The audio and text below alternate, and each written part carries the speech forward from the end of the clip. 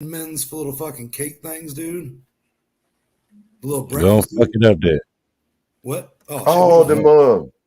Yeah, the coffee No, but cake. we're talking snacks and everything. How y'all doing? They used to have their Y'all own know little what it stand Hey, at the store back in the day, bro. sometimes they got to come in like that. You know what I'm we saying? No, they supposed used to to, have that. man. They used to We have their own supposed little table at the store, man. Little strudel thing or whatever. Man, I'll fuck one of them up. Right. I'm still trying to figure out before we jump on sports. You say which pies now? No, I'm talking about like they were like the big ass like long coffee cake looking deals. Yeah.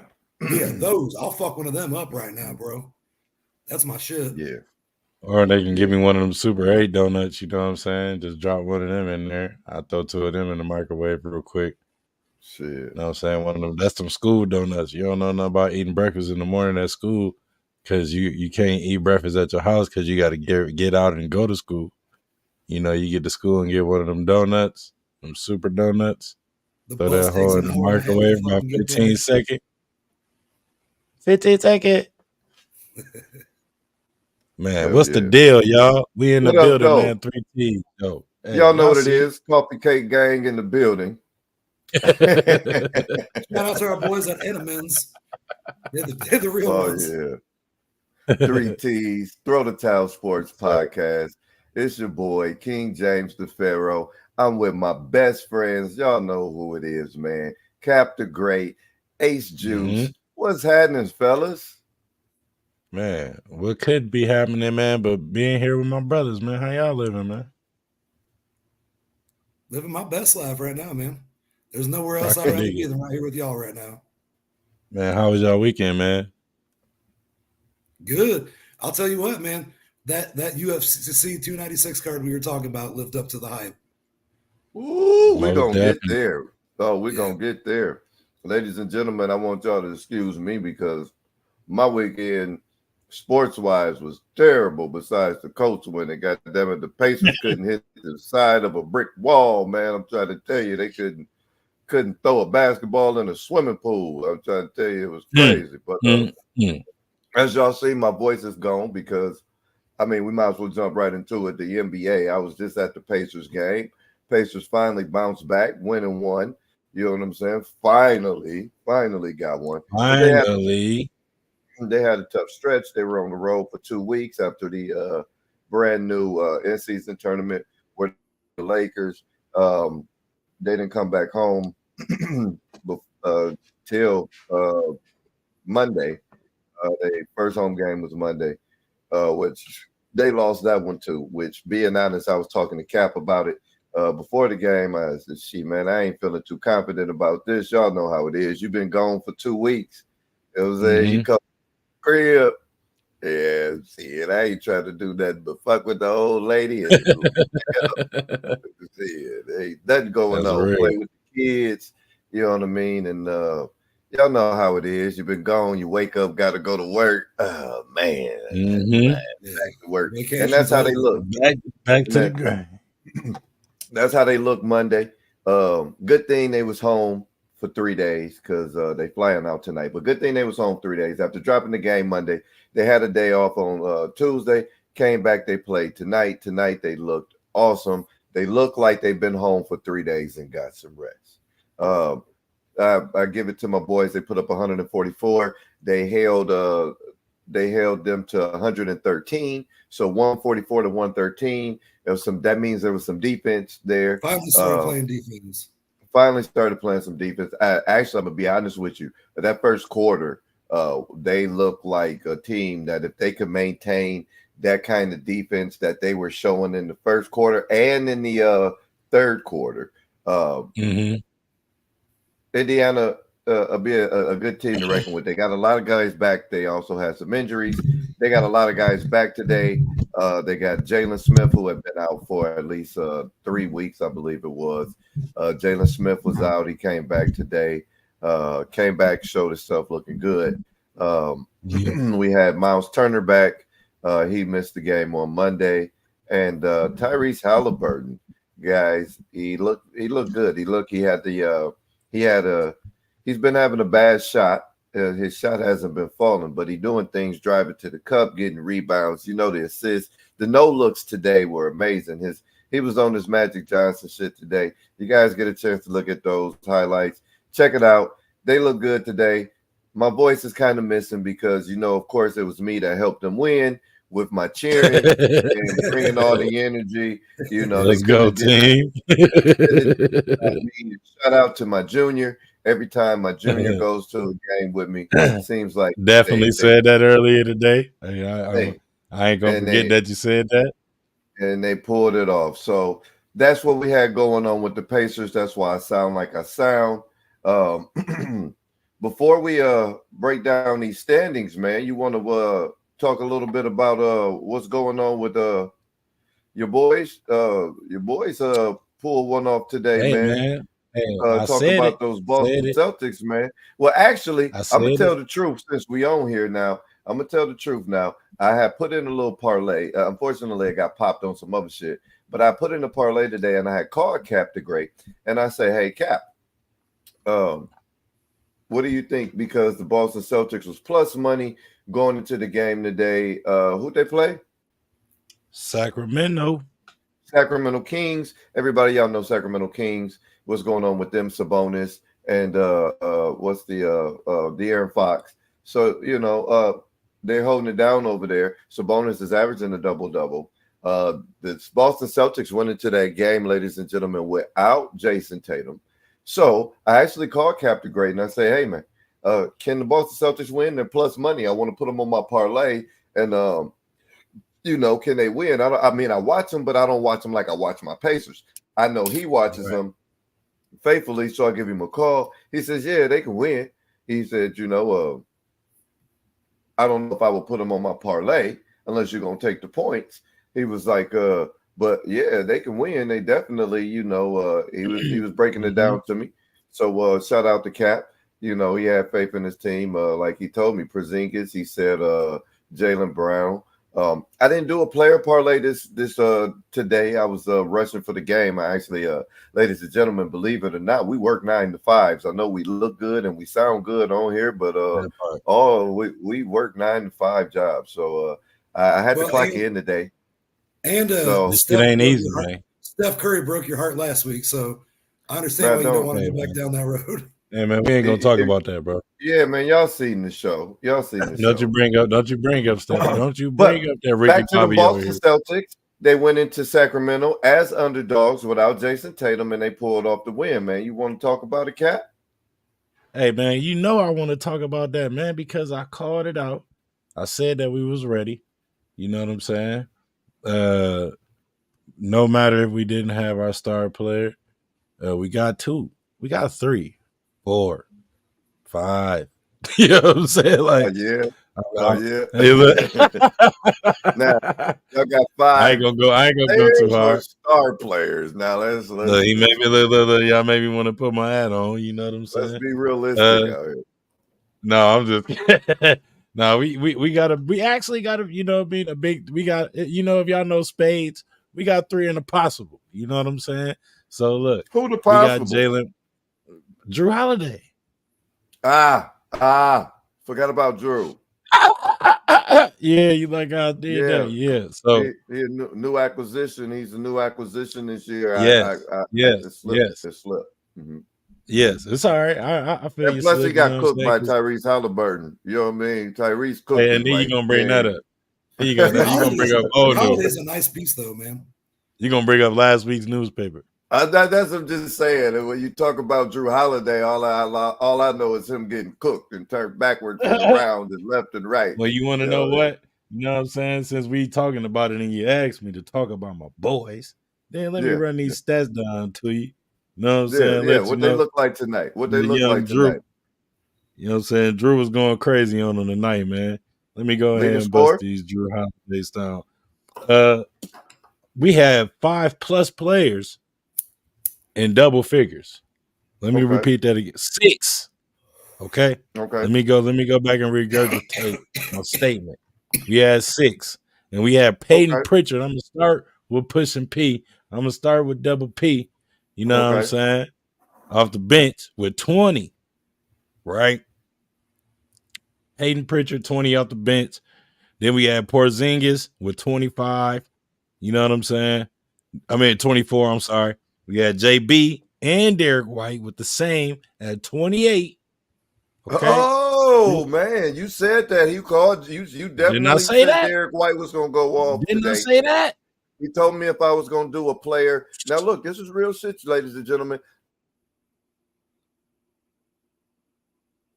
You don't got no sound. No sound. Give him the no ear signal. Sean. There we go. That's right. If you tune into the show, you're used to this. Yeah, man. If y'all know, then y'all know, man. It wouldn't be no show. It We happens ain't had at no least, technical one time a difficulties. show. It has to. I feel like they're gonna let us Gotcha. ride all the way Yeah. through. You can't be, bro. It's not even fair. You can't be good looking and have working sound. That's just what It's impossible. Fallback is. No, man. And then I got my brothers with me. Fuck out of here, man. You know they're gonna hate. But look, Yeah.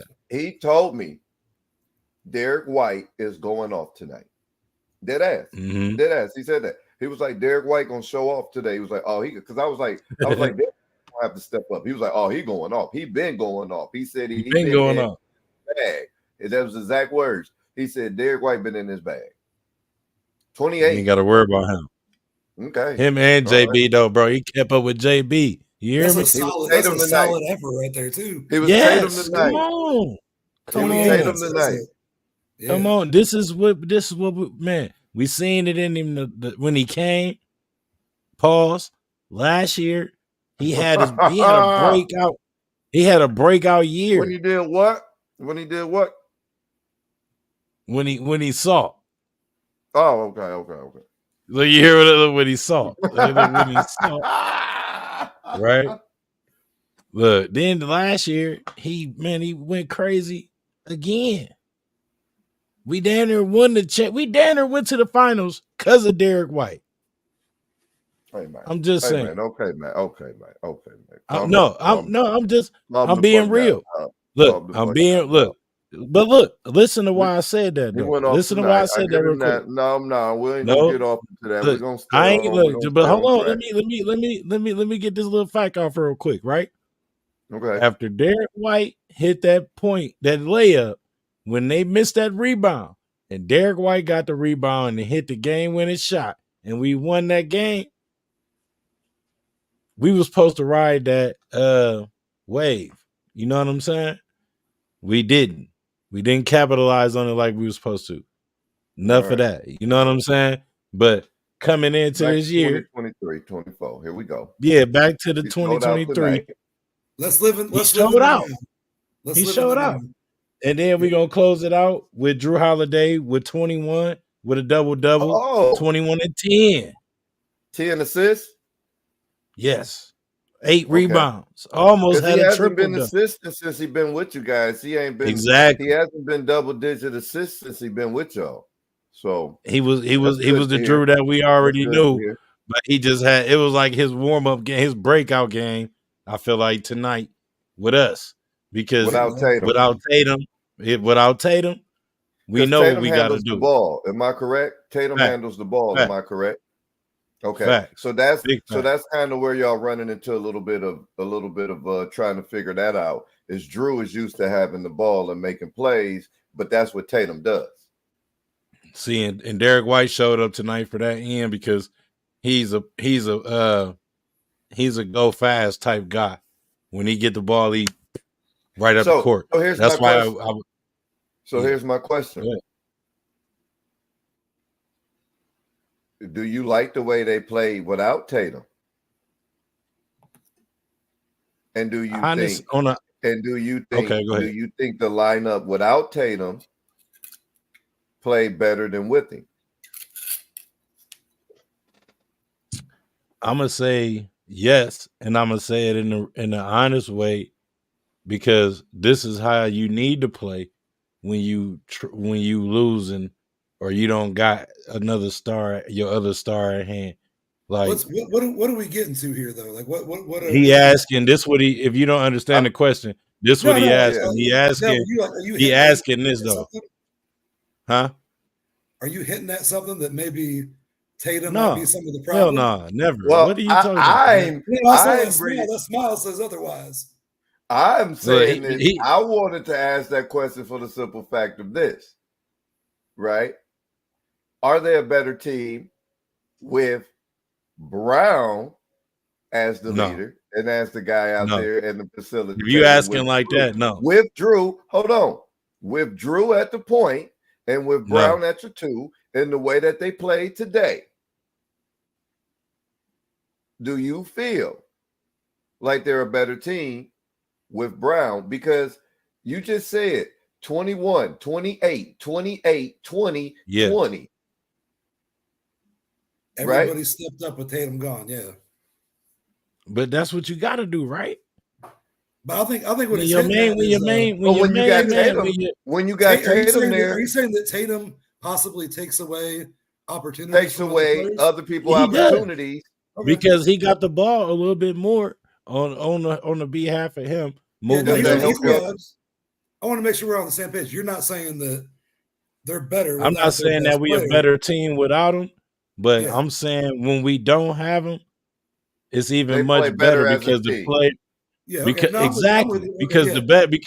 that'll be like saying if Tyrese Halliburton being hurt, we know who got to step up.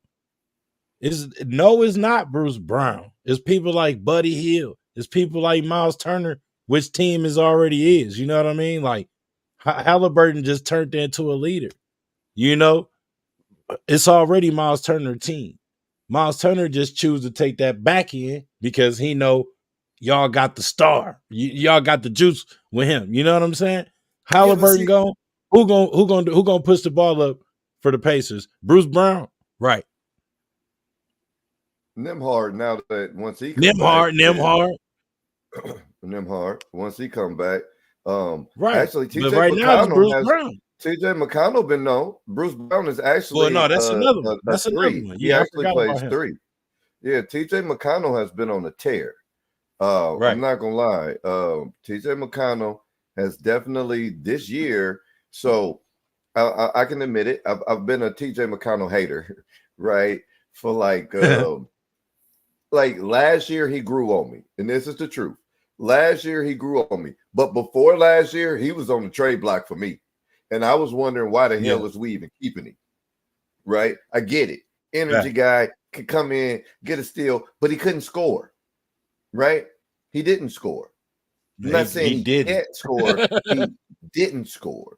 He didn't at all. That's what he didn't do. Yeah. Last year, Jenny Busick, shout out to Jenny Busick, right? And she looked good on the sidelines. I'd be like, damn, Jenny, hey, happy birthday, baby girl. I want you to know if you're watching this podcast, Jenny, happy birthday to you. I tried to start a birthday chant in Turner's Block, but we couldn't get the birthday chant together for you. But just know, happy birthday, Jenny. And you look good out there. Every time I see you out there, when you get up and I don't know what you be saying, but it be saying like you talking to my heart. You know what I'm saying? Just know, Jenny. Yeah. I'm here for you. Just leave a comment, hit me in my DMs. It's all good. We can go and watch film or something. Just invite me over. Fuck Netflix and chill. We can watch film and kick it. Yeah. Ain't that it? With it. But yo, so Jenny Busick worked with my man TJ McConnell last year, and he started hitting threes, right? I would too if I was working with Jenny Busick. But anyway, right? He started hitting threes. Keep shooting that shot, man. Go for it. Right. He started hitting threes and scoring. Right.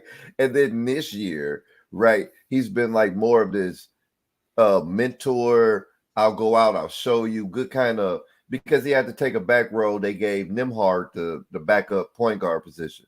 So he had to take the back row, but he took a back row veteran. He took a back row, teach you these secrets. You know what I mean? Like, and I've really been digging him. Not to mention he's a coach's son. So he's basketball. Y'all know we basketball state. Fundamentals. And he's that pest. He's our Pacers pest. Yeah. You know what I mean? Like, he's just a little Batman, I can't stand picking you up, picking you up full court Can't stand in the it. first quarter. You know what I mean? This is the first quarter, and He scored like 45 Rudy. He like Rudy on the Notre Dame. for Notre Dame. Rudy was Right. offsides for the record. And Rudy was Dude, offside. that's It don't McConnell. matter. It don't matter. He got it right. That's But McConnell. you know who else was offsides? Kelsey. But we'll talk about that later. We're gonna get to I couldn't help it. It was right there. Right. And he did. He was really offside. bow, bow, But, bow. yeah, just subliminal shots, and I ain't got a dog in that fight. But Kelsey was offsides. Anyway, so TJ grew on me, right? So you got Nembhard, you got TJ scoring now. The Pacers actually today, while you were talking about what happened with your boys today, my boys showed out against the Hornets today. We had 6. I think we had 6. I think we had 7. I think we had 6 or 7 in double figures. Y'all had like 7. I think it might have been 7.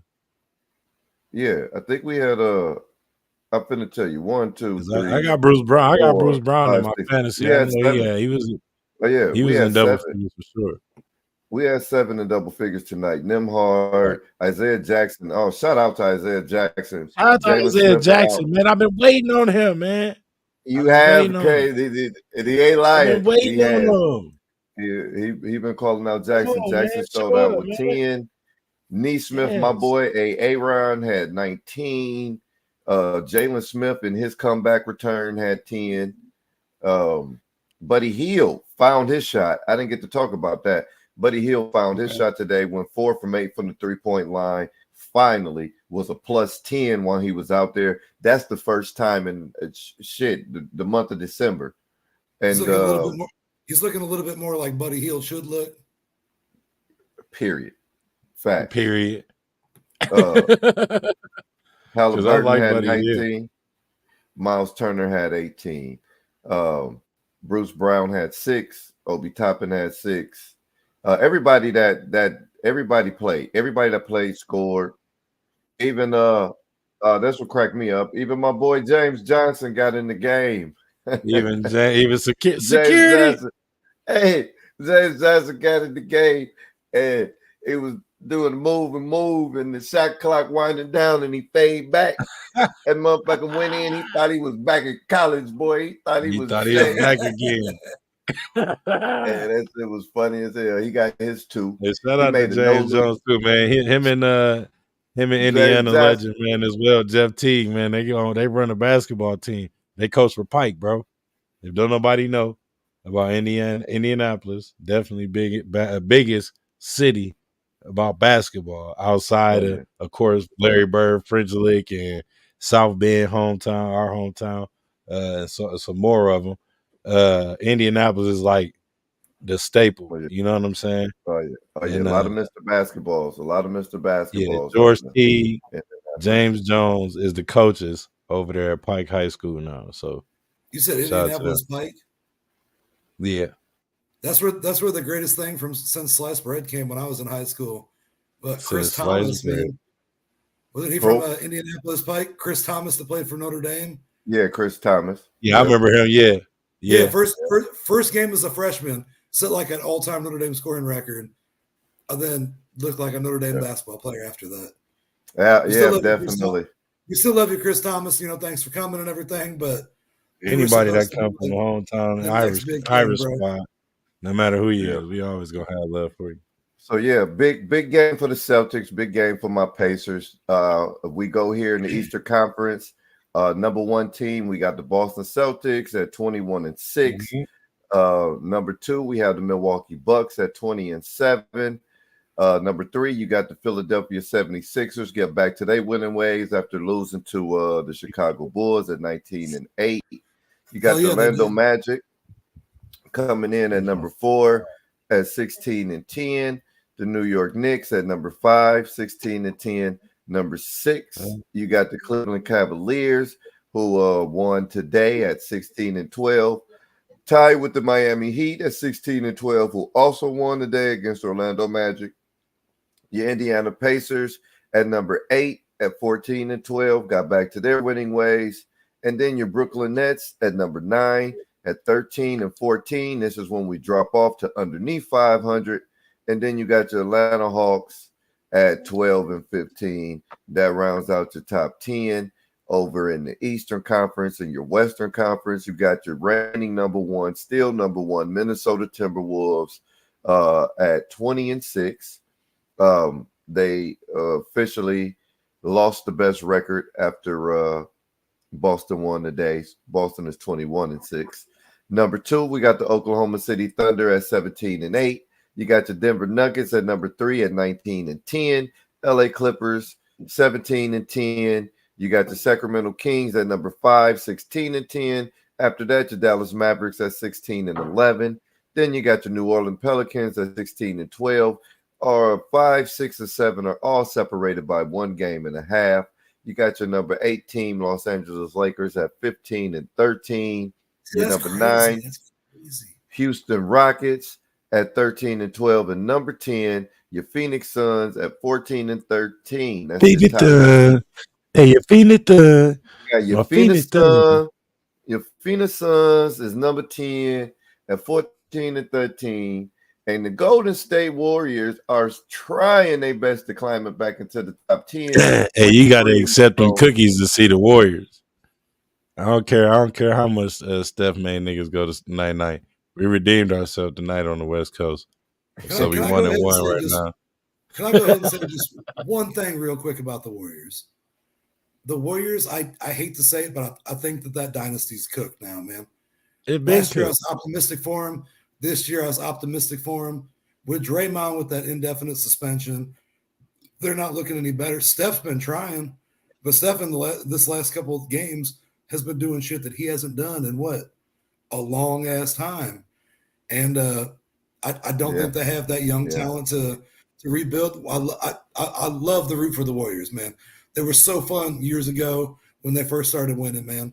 I didn't hate them like I hated the Patriots when they started winning. But I think I hate them like I do the Patriots right now. So I think that fall from grace is real now. I think we all need to come to terms with that. This ain't the Golden State Warriors of 4 or 5, 6 years ago anymore. I agree with you, man. I agree with you. They cooked, man. I mean, you talk about things he's never done before. For one, at 20 points that he didn't score. Right. Yeah. And then let's talk about his 3-point streak ended at 268 games. The man had hit. Is that what that was? The man had hit a 3-point shot in every game for 268 games. He hit at least one 3-point shot. That ended. Is that the game where he finished with like 10 or whatever too? Yeah. What the fuck's going on there? Steph Curry can get 10 from the line in the first quarter. Something ain't right there, bro. Something's fucked up. And that's because they got Chris Paul. Instead of doing what they really should have did is get a damn big man. Yeah. Stupids. They should have been they should have hopped into that DeAndre Ayton trade, in my opinion. Y'all want to bring okay, Kuminga. Yeah, all right. Not DeAndre Ayton. I mean, they had a chance at Porzingis before he signed. Man, they had a chance at with him. Boston. I see why you would go Porzingis though. Just with they had a chance at him. They had a chance at Ayton. They had a chance at Robert Williams. They had a chance at a lot of people. Nurkic. Hold up, Cody. Say what? You say what? Who, me? Yeah. Oh, I'm not. I know that saying anything about KP is going to set Cap off. We've been down that road before. I'm not going to say anything about Kristaps Porzingis. What I will say though is I would have been hesitant trying to make any sort of deal with him based strictly off the injury history. If you want a big to come in and you want a big that is reliable, in my opinion, he wasn't that dude. So I see why, you looked into it, but you were like, nah, we're good. And congrats to the Celtics. Like, this is working out for them. But if I was a GM, I couldn't have pulled the trigger on that myself. I mean, Cap had a good point. They could have got Ayton also. Ayton was out there at the time, too. They could have picked up DeAndre Ayton. I said I'd have hopped in on that motherfucker. You know, they could have got Yusuf Nurkic. That's who I was thinking of. Nurkic. Nurkic was out there. I mean, that's 10 rebounds averaging, period. You know what I'm saying? Bro, he can space the floor. You know what I mean? But, you see what he doing for Phoenix? But hey, you see what a change of scenery do for somebody? Other than getting punched in the face, what is he doing? Man, I mean, but why did he get punched in the face? Because he balling. And that wasn't even like Draymond's worst thing ever. I didn't even get to say that last week. Hey, it just add on to the list. Everyone's acting like Draymond landed a spinning back fist on his ass. He did. Draymond did what Draymond did. did. That was a spinning back fist, bro. What you talking about? That didn't even land half as solid as like the stomp he's done or some other shit, man. Like, bro, that was a smooth way to sock a nigga across his face, though, right? It was. Oh, that was some bitch shit, right? It did like I'm gonna sock you, but then it's not gonna look like I sock you, so maybe I don't get put out. Yeah. You know what I mean? Maybe I just get hit with a tech, but I'm gonna sock the shit out your ass. But it don't look like I socked the shit out your ass. But I socked the shit out your ass. Though. That's Draymond Green. Shout out to his acting. Yeah, man. I think that's over with. I mean, there was other things that happened in the NBA too, man. Let's talk about Ja Morant, man. Ja Morant returned. You know what I mean? Ja Morant came back, scored 34 points on 12 of 24 shooting, 50%. 50% cap. Did you hear me? 50. The man only missed one shot every 2 times he shot it. So it's going in. He had 6 rebounds to go with that, 8 assists, 2 steals, and then to top it all off, he hit the game-winning shot. ISO hit the game-winning shot. Shout out to Jalen Brunson had ice in his veins. Oh, you said Ja Morant? Yeah, shout out to Ja Morant. My man, you talk about my man. You talk about my man's Ja. You talk about my Ja Morant. Miss on the comeback game. Everybody that he was Ja Morant. Yeah, Grizzly defender. Ja Morant is back. He looked like Ja, and you know one thing I did like. You just turned the Men in Black theme song into "Here Comes Ja Morant." They told the story about how during that timeout, Ja wanted to throw the ball inside, and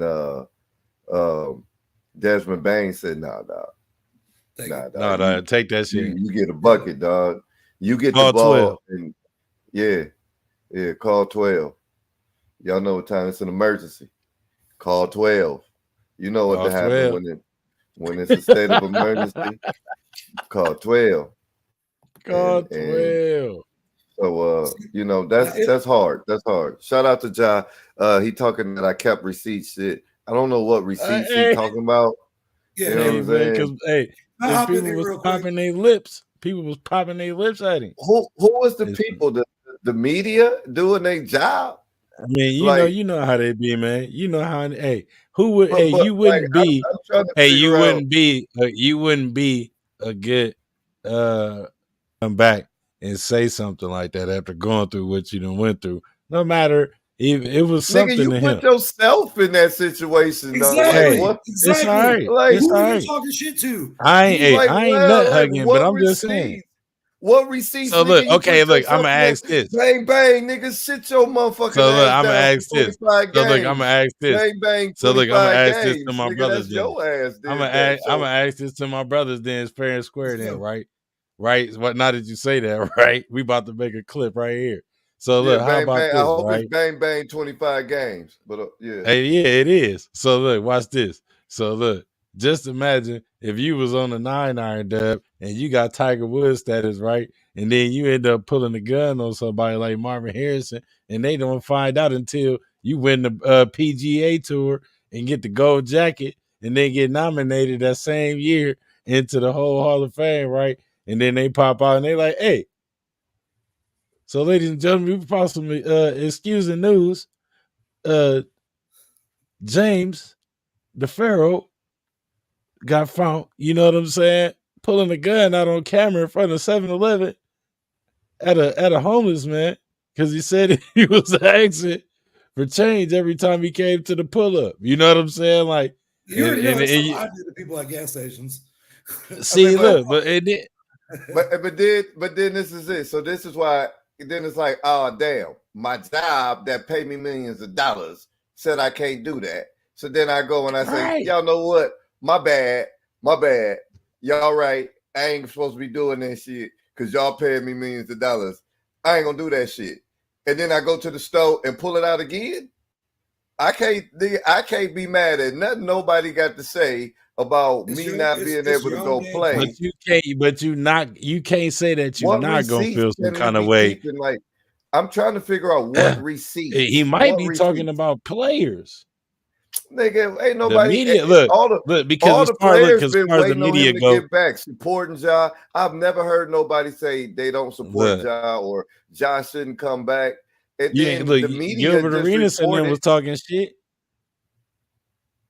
Shout out to Gil's Arenas. Media. It don't matter.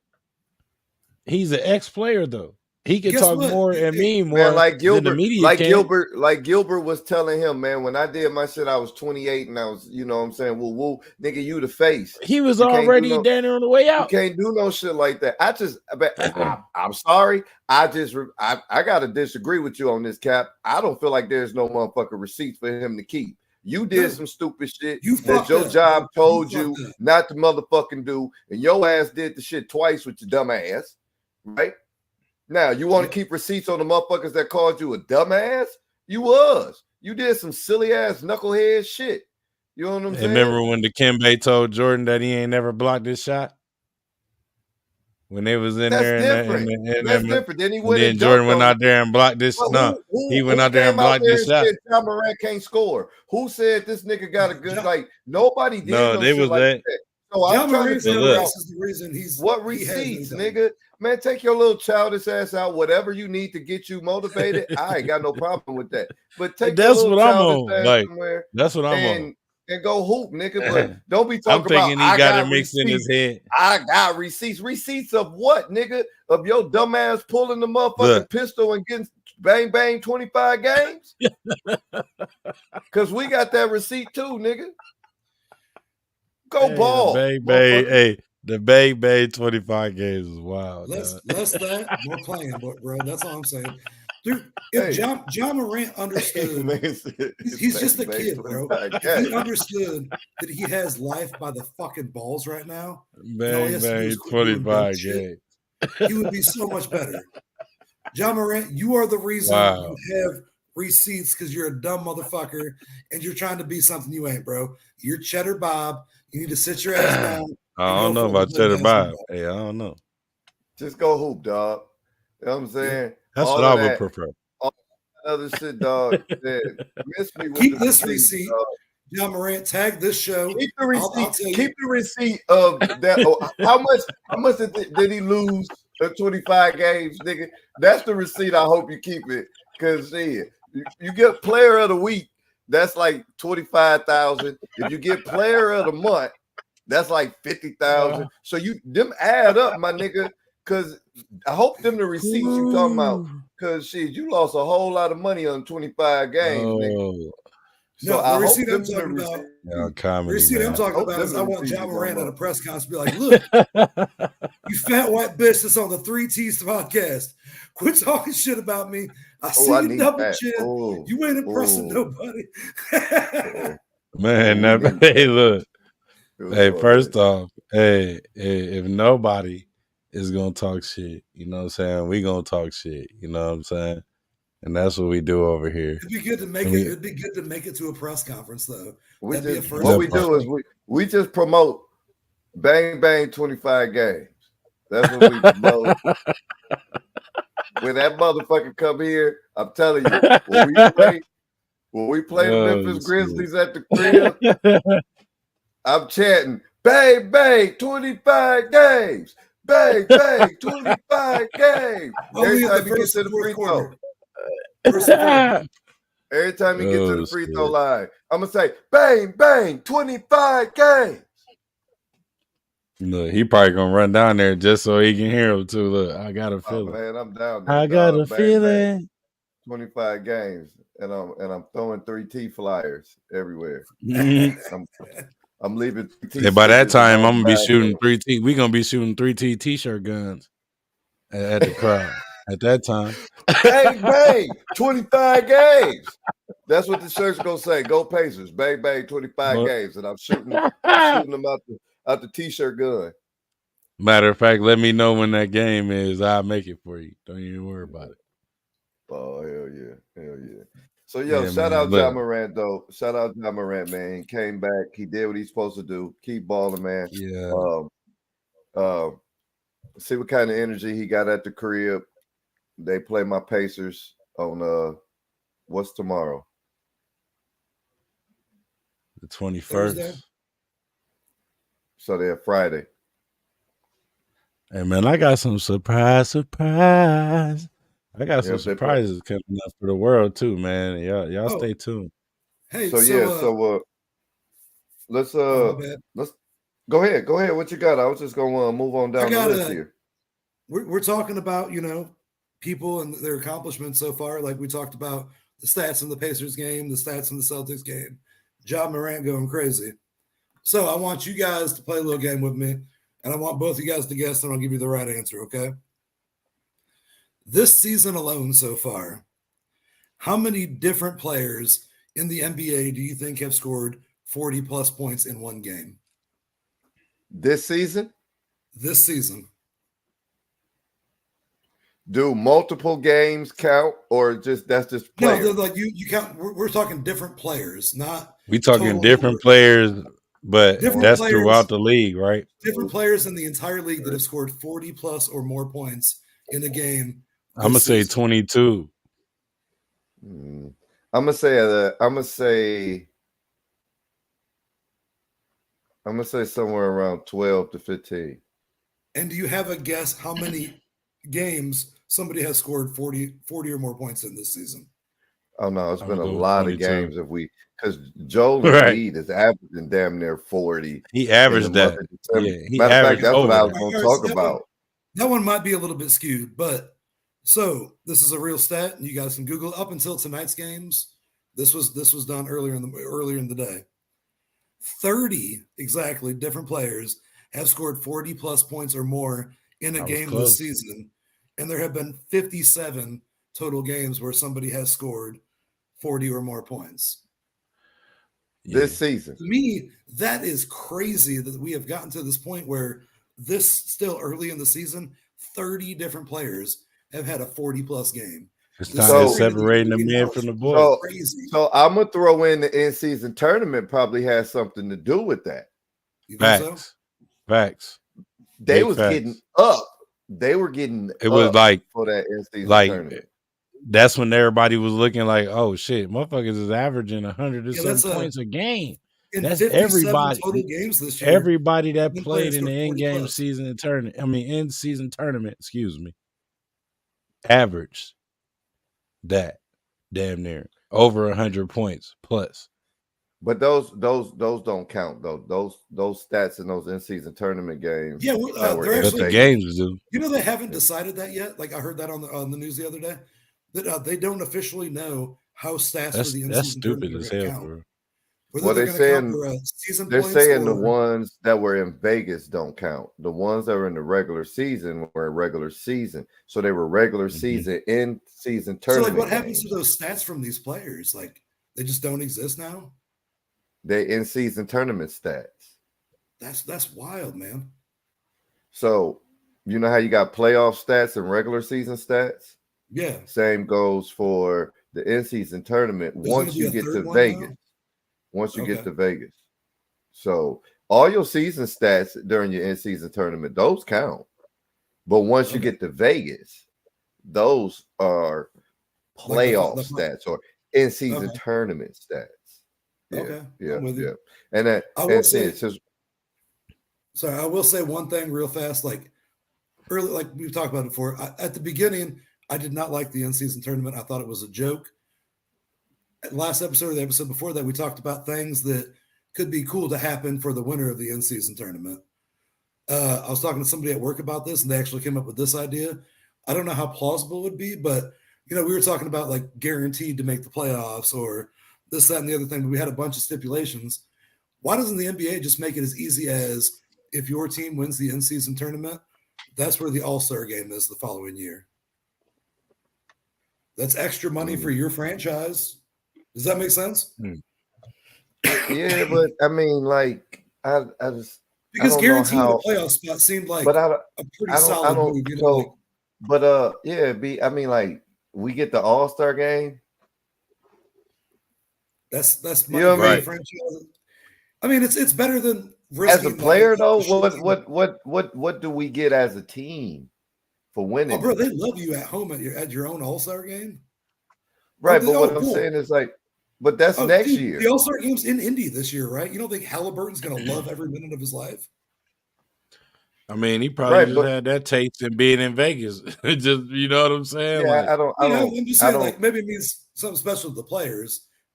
Yeah, I don't think that's too much of a concern. Because look, if I'm a bench player, right, or if I'm not a perfect example, right, if I'm not a all-star, what does that do for me? I get to root for if you're not an all-star, I get to root for that one player I got. So let's say, perfect example. Let's say the Pacers would have won it. Or no, here we go. Let's say New York would have won it. Right? Yeah. What does that do for what's dude name? RJ Barrett, right? Who ain't gonna make the All-Star game. Not a whole lot, but like my thing is like for me, that but he's like a star on that team, though. It seemed like a safe move that the NBA could do. Supposedly. Like it seemed like a safe move the NBA could do where they make it feel like it means something, but it really doesn't. I don't think they buy into that, though. I don't think they buy into that. Well, they bought into the money without anything else. Like, why not? And then another thing is when it comes down to your organization, organization might not want. So, like the Pacers, you bid on the All-Star, right? Oh yeah, absolutely. You bid for Super Bowls as well, yeah. Right, and then if you win it, that gives you the time to get the capital to get it set up, right? Yeah, you got to set up the infrastructure and have everything else worked out too. Yeah, like the Olympics. Right. So, so if you saying we win the in-season tournament and now the All-Star game is in our city, the following mayor's year. freaking out. No, following year. You know what I mean? Yeah. Yeah. I'm not talking. So then what happens? So then what happens if LA goes back to back? That's 2 years in LA. That's fine.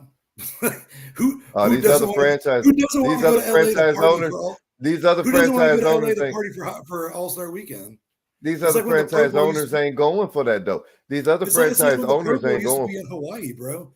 Everybody loved taking their family to Hawaii for the Pro Bowl.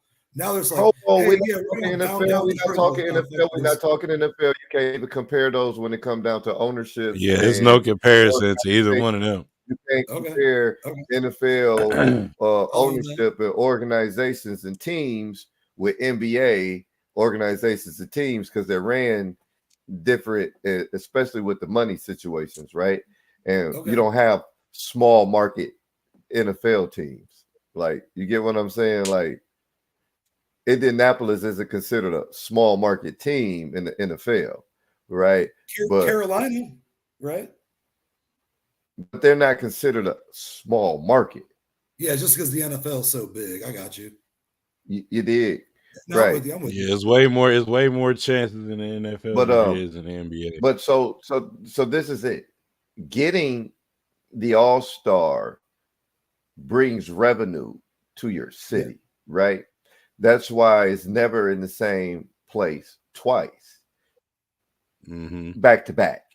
Yeah. Teams get the opportunity to showcase their city and bring in that revenue. Upgrades to your stadium, upgrades to your cap space. You know what I'm saying? All of these things come with that money.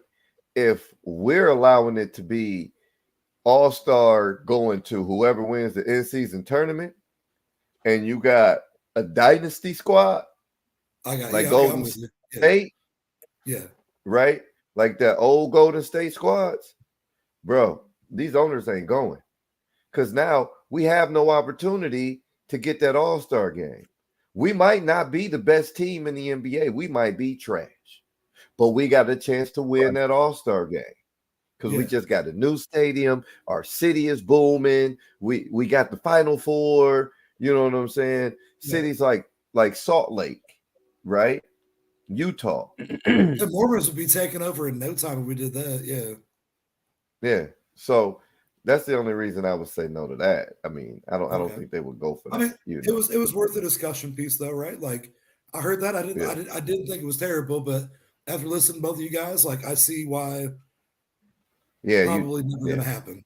Yeah, probably never gonna happen like that. Yeah, the same way you can't. You know, sometimes on this show we're just throwing shit at the wall to see if it sticks. Of course. Yeah. Speaking of throwing shit at the wall and seeing if it sticks, everything Joel Embiid been throwing at the basket been going in. That man was like a 40. He been averaging 40 points, 13 rebounds in the month of December. Big shout out to Joel Embiid, setting records out there. That man is. Man, the third player in NBA history ever to have that kind of a highlight in the game. He hit that record, that milestone tonight. I think it's him, Oscar Robertson, and somebody else. I can't remember, but it might have been Kareem Abdul-Jabbar. 51 tonight. Crazy. It's out of control. Nuts. Shout out to Joel Embiid. But it's still fuck him because I don't care how much of an MVP and how many 50 points he put up. Y'all know what it is. Hey, y'all know what it is. We both. But, man, Joel Embiid, 40 points, 13 rebounds in the month of December. That's crazy. I don't even think I ever remember anybody but Allen Iverson averaging 40 points. Like, I don't like straight up Michael Jordan. I remember him averaging 30 something. That's pretty ridiculous. Yeah, you know it's crazy, dude. It's crazy, bro. 40, averaging 40. The only person I know, I seen Allen Iverson average 40, but not for the whole season. But I seen Allen Iverson average 40. That was crazy. Yo, speaking of craziness, Jalen Brunson was on fire in Phoenix, man. Oh, you on fire. You on fire with these segues right now. And we talking about 50 points. Jalen Brunson in hot Phoenix. He was hot fire. 9 for 9 from the three-point line. Bruh, 12 for 12 in the second half.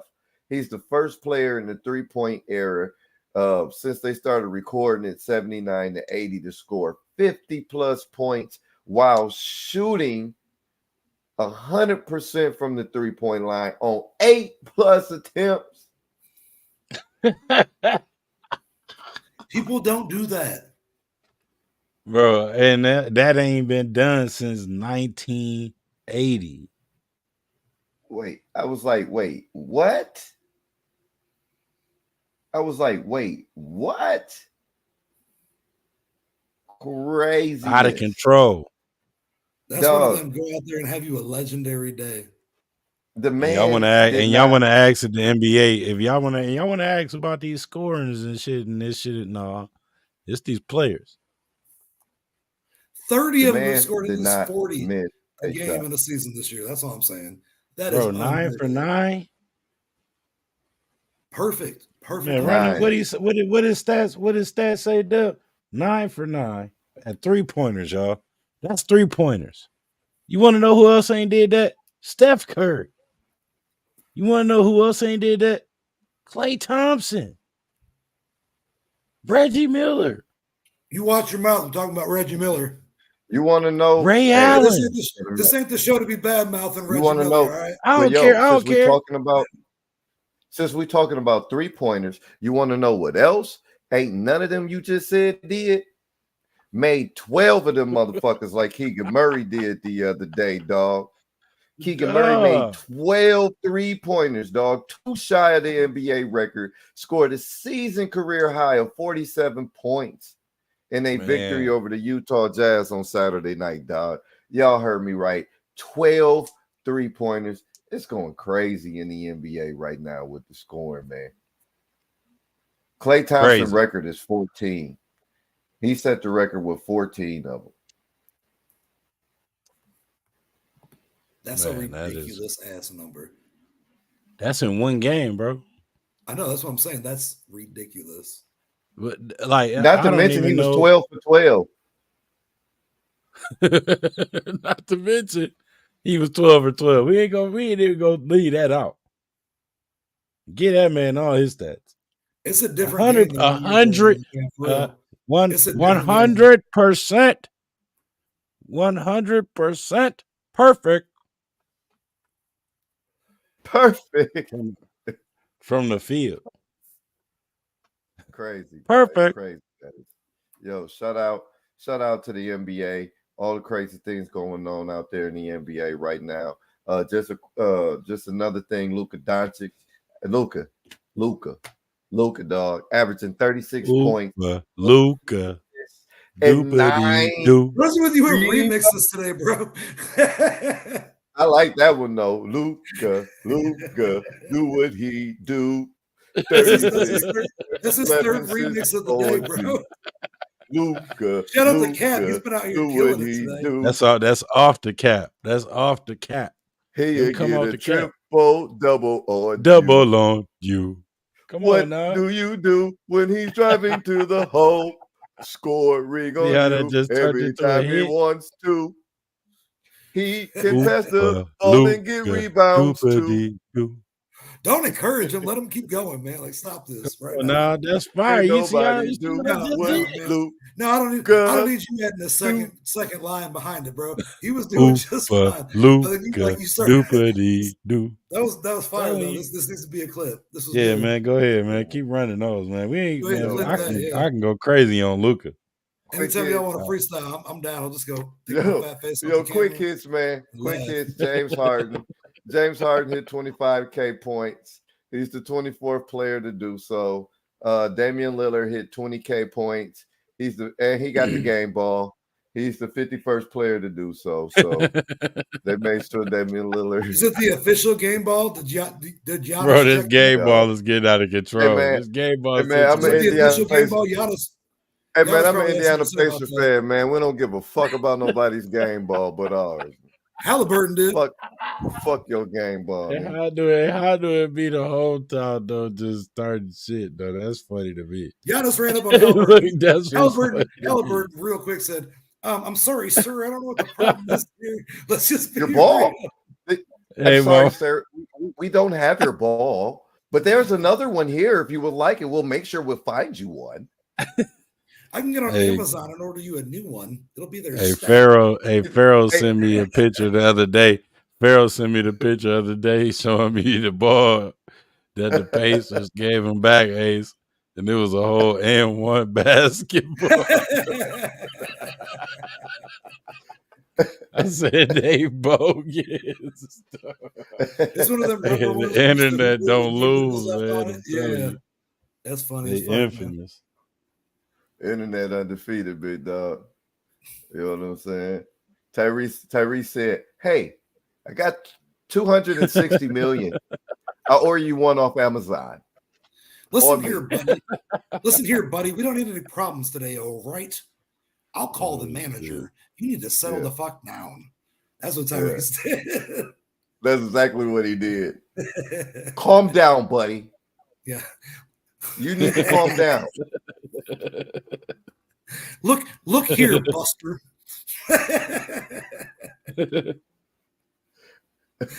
Oh fuck! All right. Miles Turner said, "Fuck your ball. What ball, nigga?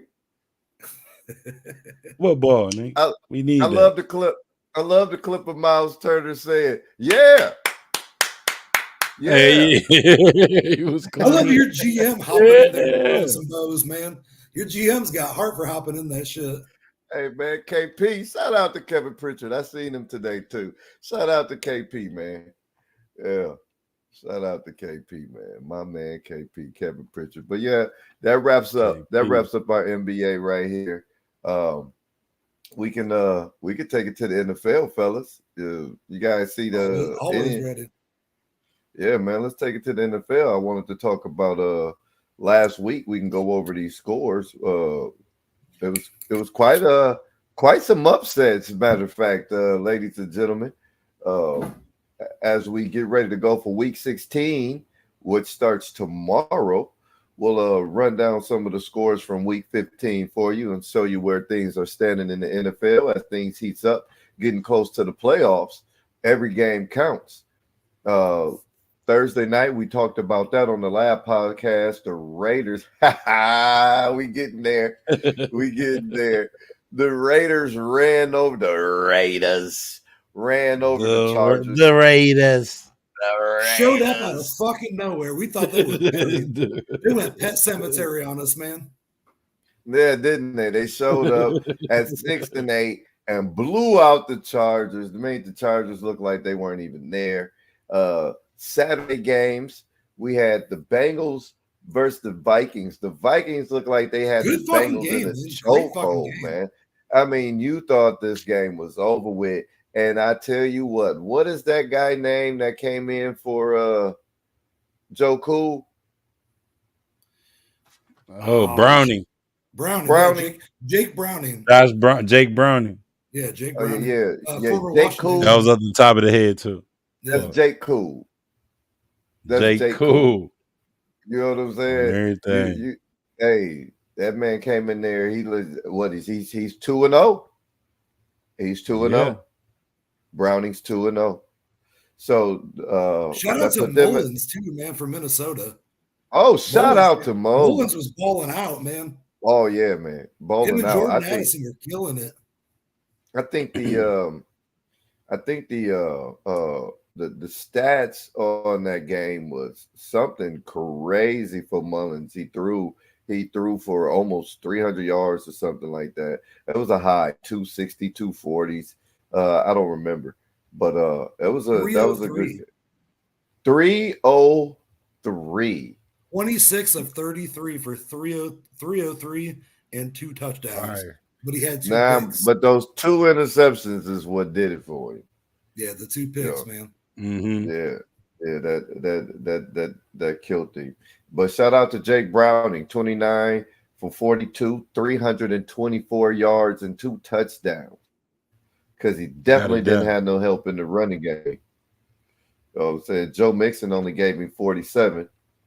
It was ugly in the running game. The running game in Cincinnati is it hasn't been there all year, man. I think that line's just that fucked up, which is why Burrow's hurt, which is why the running game ain't working, man. They need to address that in the offseason. Mm-hmm. That's why Burrow's been hurt twice. He's been hurt twice since he's been there. Yeah, because you have nobody blocking for him. It's like the same thing with protection. The Bears and Justin Fields. You have nobody blocking for him. Of course, he's going to get fucked up. Wasn't that what they was going through with Dak Prescott over there in the Cowboys area? No Cowboys blocking. Have normally had a decent start though. Like he's had Zach Martin from Notre Dame since he's gotten there. He's a perennial Pro Bowler. Well, you said the key word, Notre Dame. We breed tacklers. We breed blockers. We breed tight ends. And tight ends, baby. Facts. We breed all linemen. We breed tight ends. Facts. And we get a little bit of the running backs. Shout out to the bus. Shout out to Kyron Williams. We got some good safeties out there. We got Harrison Smith. We got Julian Love. We got some studs out there, man.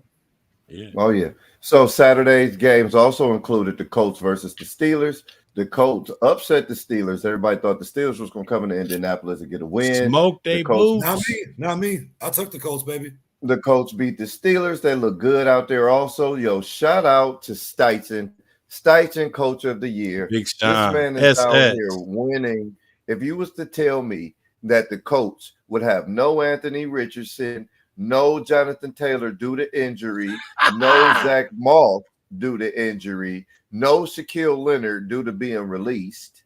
Your line's all and we going in the pit and we going into the steel house. and that they would have a shot at winning their division still going into week 16 with over 500, I'd have told you bullshit. I'll tell you right now, like, in my opinion, I think it looks like this week they're about to get Jonathan Taylor back, but that hit that Michael Pittman took last week, man. Ooh. I love me some Michael Pittman. He's a fucking gamer, bro. You got T.Y.'s not there anymore. He finished that game after that hit. Pittman steps the fuck up every soldier. Week, and he got hit. He got done so dirty out there, and he might be playing this week. He's already a limited participant in practice, so. Honestly, man, I wouldn't let him play. I wouldn't let him play. Me personally, I wouldn't have let him finish that game. That fucking dude. I wouldn't let him play. Shout out to Pittman. Some heart, some toughness. He's a fucking gamer, man. That was a heavy hit. That was a heavy hit. He took a heavy hit, So shout out to Pittman. They suspended the player too. Yeah, for the rest of the season. Yeah, he's done. He's done. Because that was dirty, But Coach Rowland. Shout out to the Colts. Also, that last game on Saturday, the Lions made the Broncos look like a high school team. Oh my goodness, that was a great game. Definitely a good game for me because I had Jeff Goff as my quarterback in my fantasy league, and Jared Goff. I had him as my quarterback in my fantasy league. He showed out. Detroit at 10-4 are looking like competitors. I'm not saying they're up here with the Niners, but I'm with the Lions, man. Like to me, like right now, they're like the Eagles or the Cowboys. I will put the Niners up here. Those other three are pretty fucking close. It's just which team shows up that week. Bro, they all got to worry about the Niners. They all got to worry about the Niners at this point. Oh, when you got Jared. But when you got Jared Goff going for 24 out of 34, 278 yards, 5 touchdowns. Yeah. 5. When you got Amon St. Brown getting 112 yards off 7 receptions with a touchdown, 9 targets. You got Sam Laporta getting 5 receptions, 56 yards, 3 touchdowns. You got Jameson Williams getting 47 yards on 4 catches.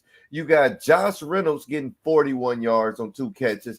Bruh, this team. Both your running backs were productive as fuck too, man. Jahmyr Gibbs was 100 yards rusher with a touchdown, averaging 9 yards a carry that game. Lions ain't playing. Right? Montgomery had put in.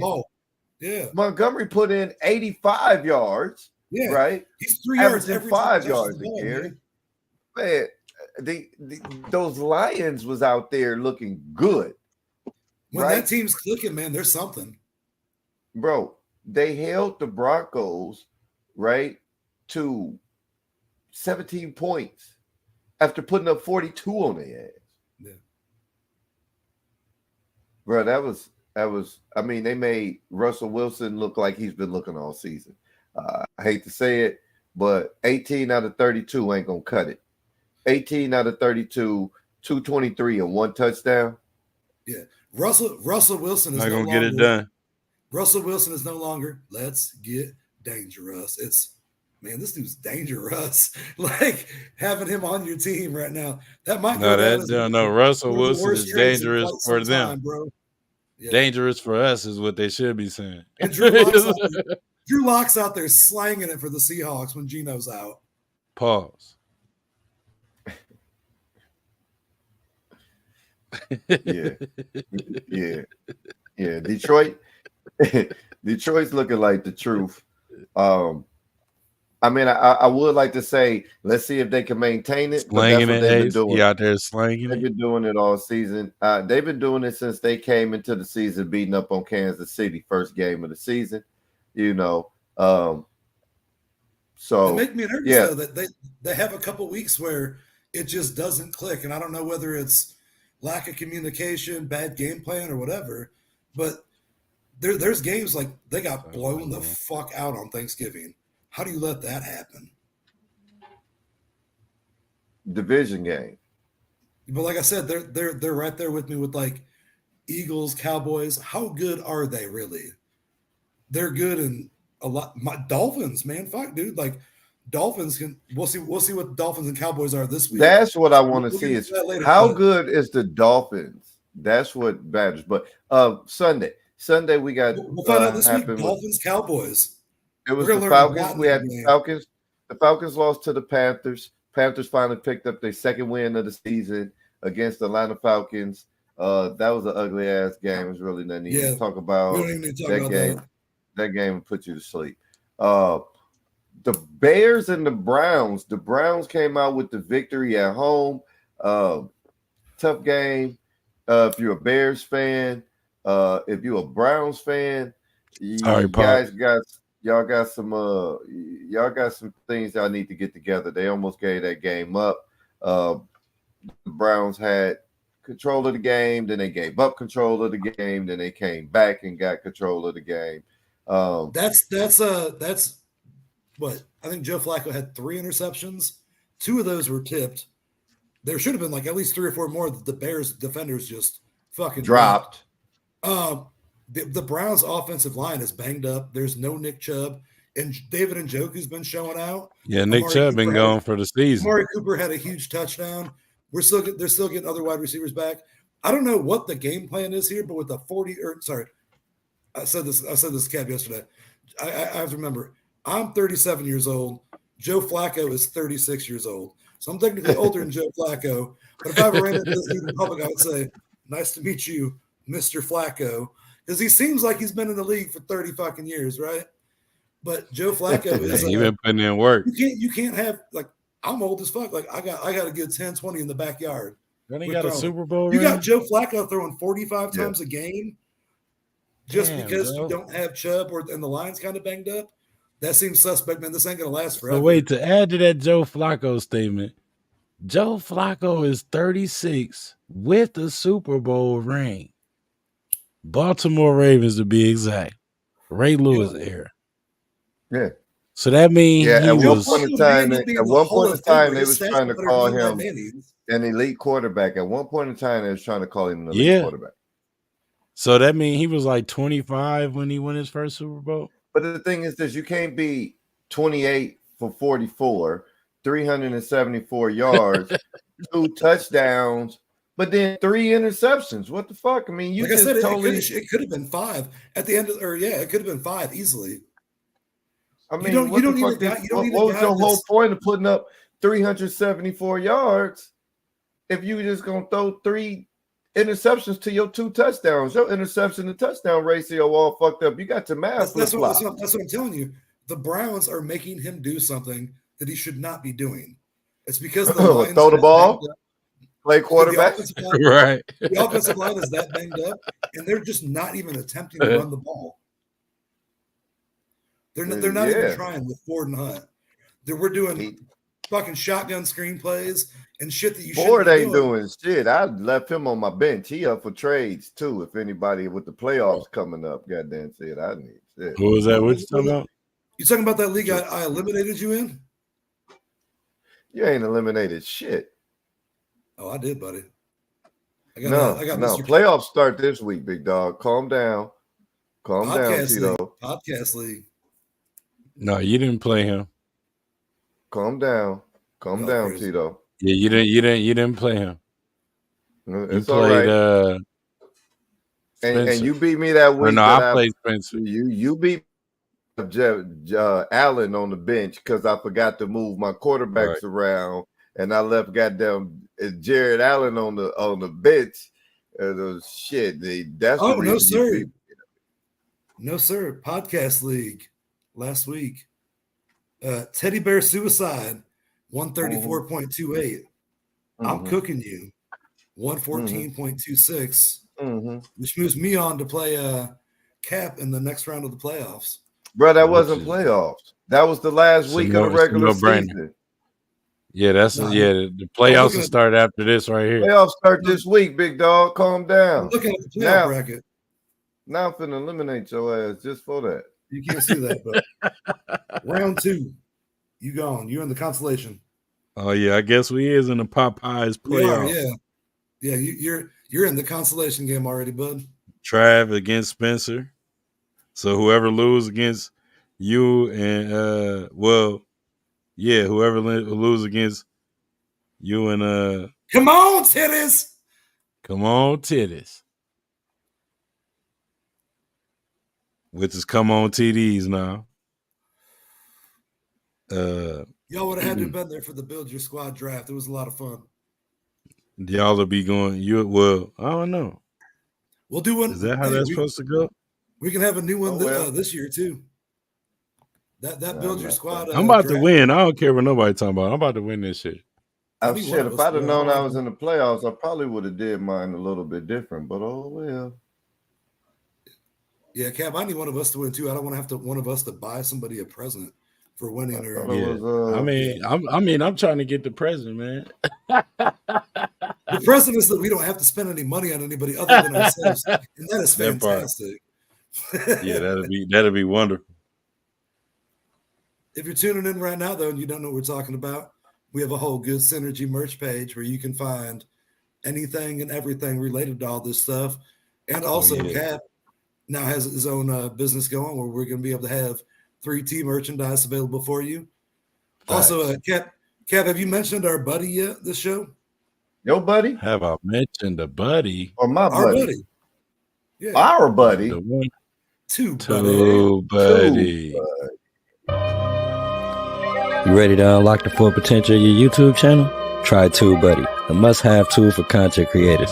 Supercharge your video SEO, streamline your workflow, and unleash the power of data-driven decision-making. Click now to revolutionize your YouTube game. Try TubeBuddy.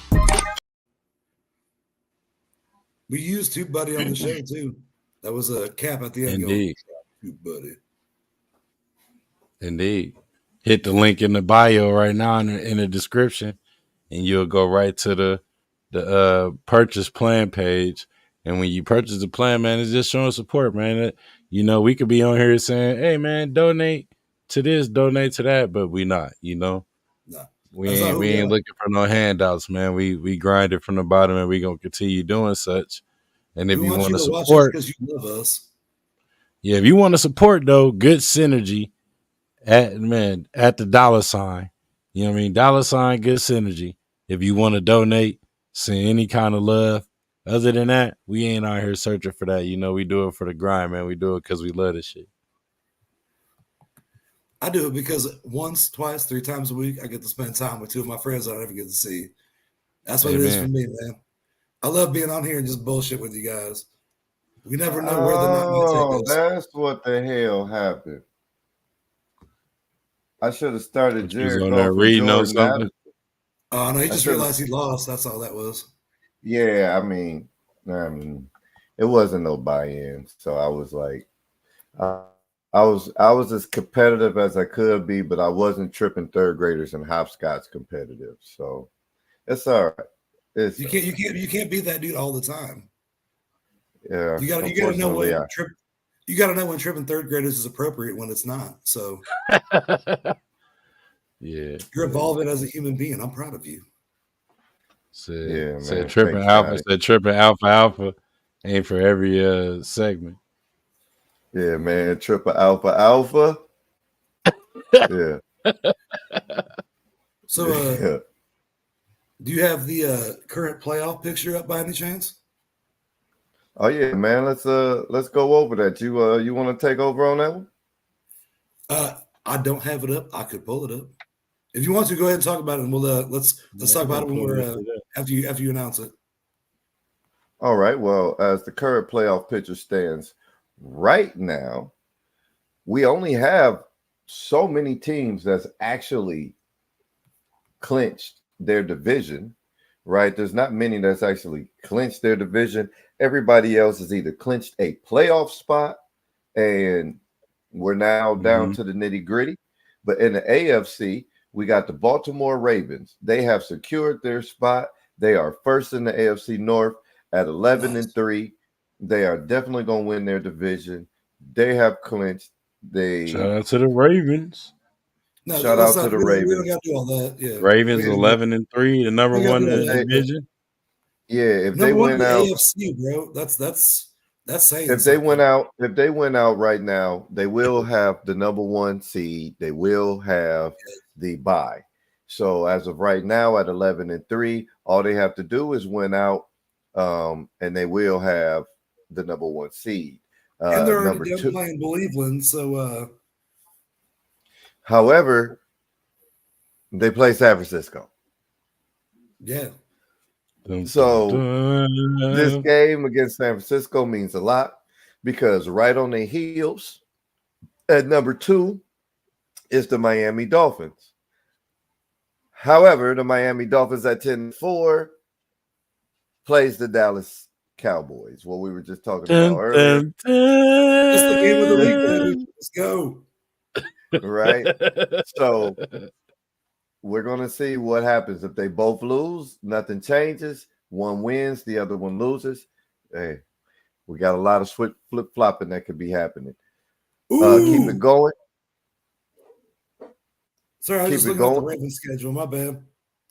Okay. The Ravens' next 2 games are San Francisco and Miami.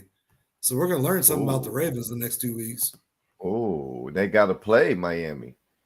They got San Francisco and Miami. Ravens got a tough schedule going into the playoffs. They're at San Francisco and then home against Miami. They close out against Pitt. The Steelers they got two of the least. They got two at least to the top 5 teams. Top 5 teams in the NFL right now is the Dallas Cowboys. I hate to say it, but the Dallas Cowboys, the 49ers. Are you going Baltimore Ravens, or are you going off your opinion? I'm just going off the top of the head, just in any order. You're just naming 5 teams that are good. You're just in general. Okay. You know, it could be in any order. It can go to Ravens, 49ers. It can go Dallas. Then you got to put the Dolphins in there. And then there's like a toss-up between KC and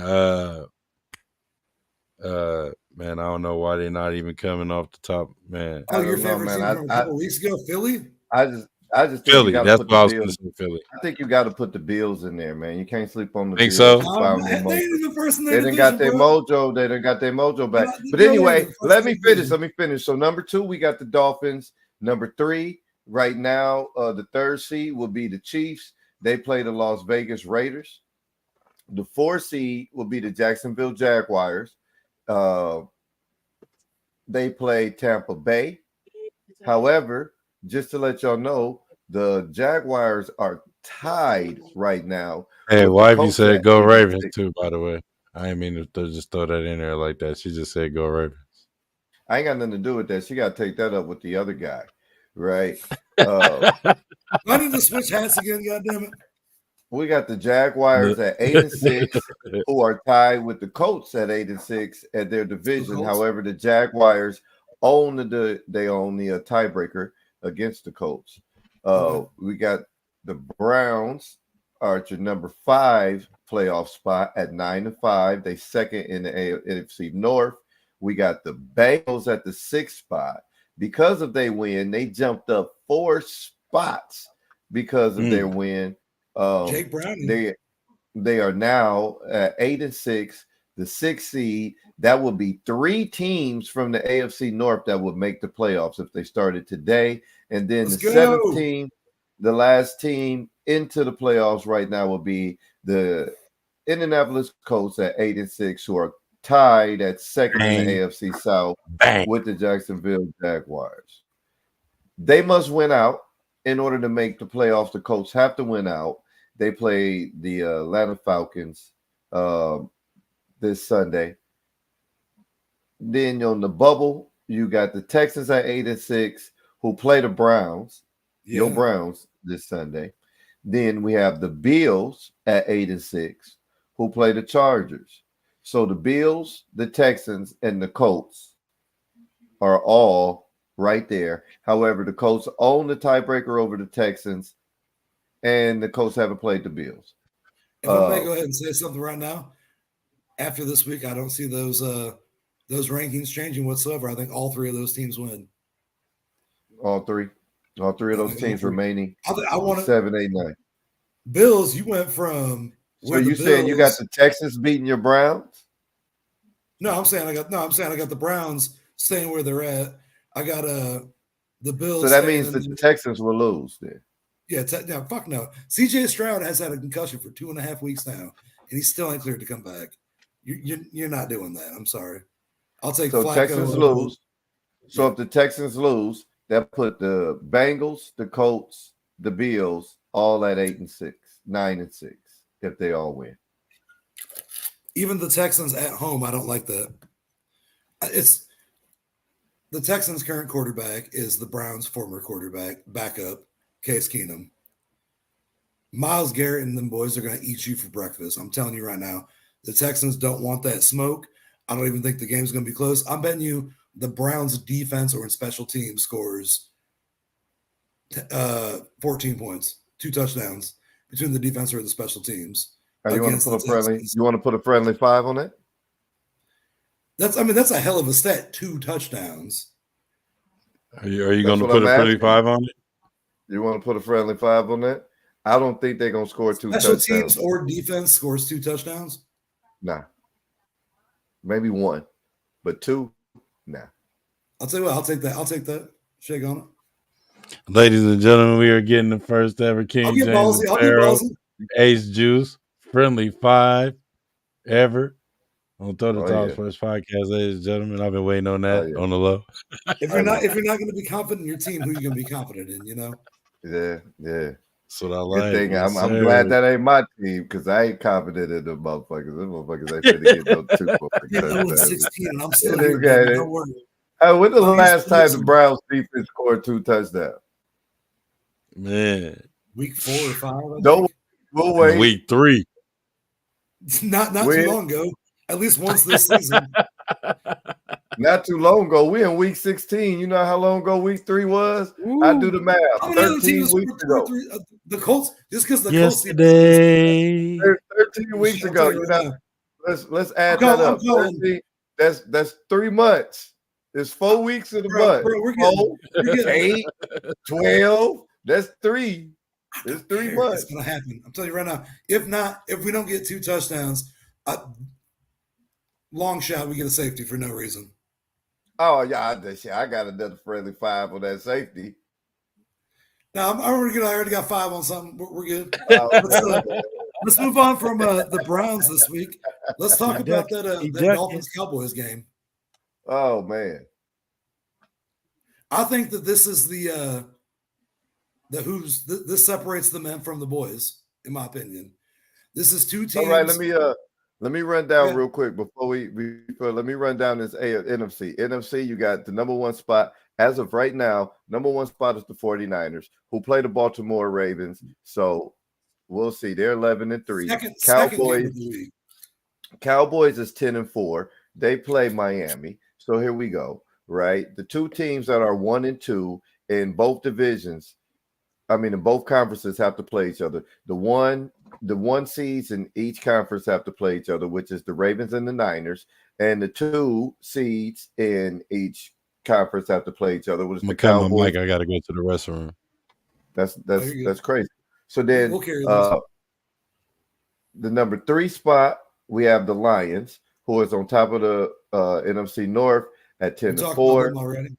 The 4th spot, we got the Buccaneers at 7-7. How do you make the playoffs at 7-7? I don't know, but that's an interesting division too, man.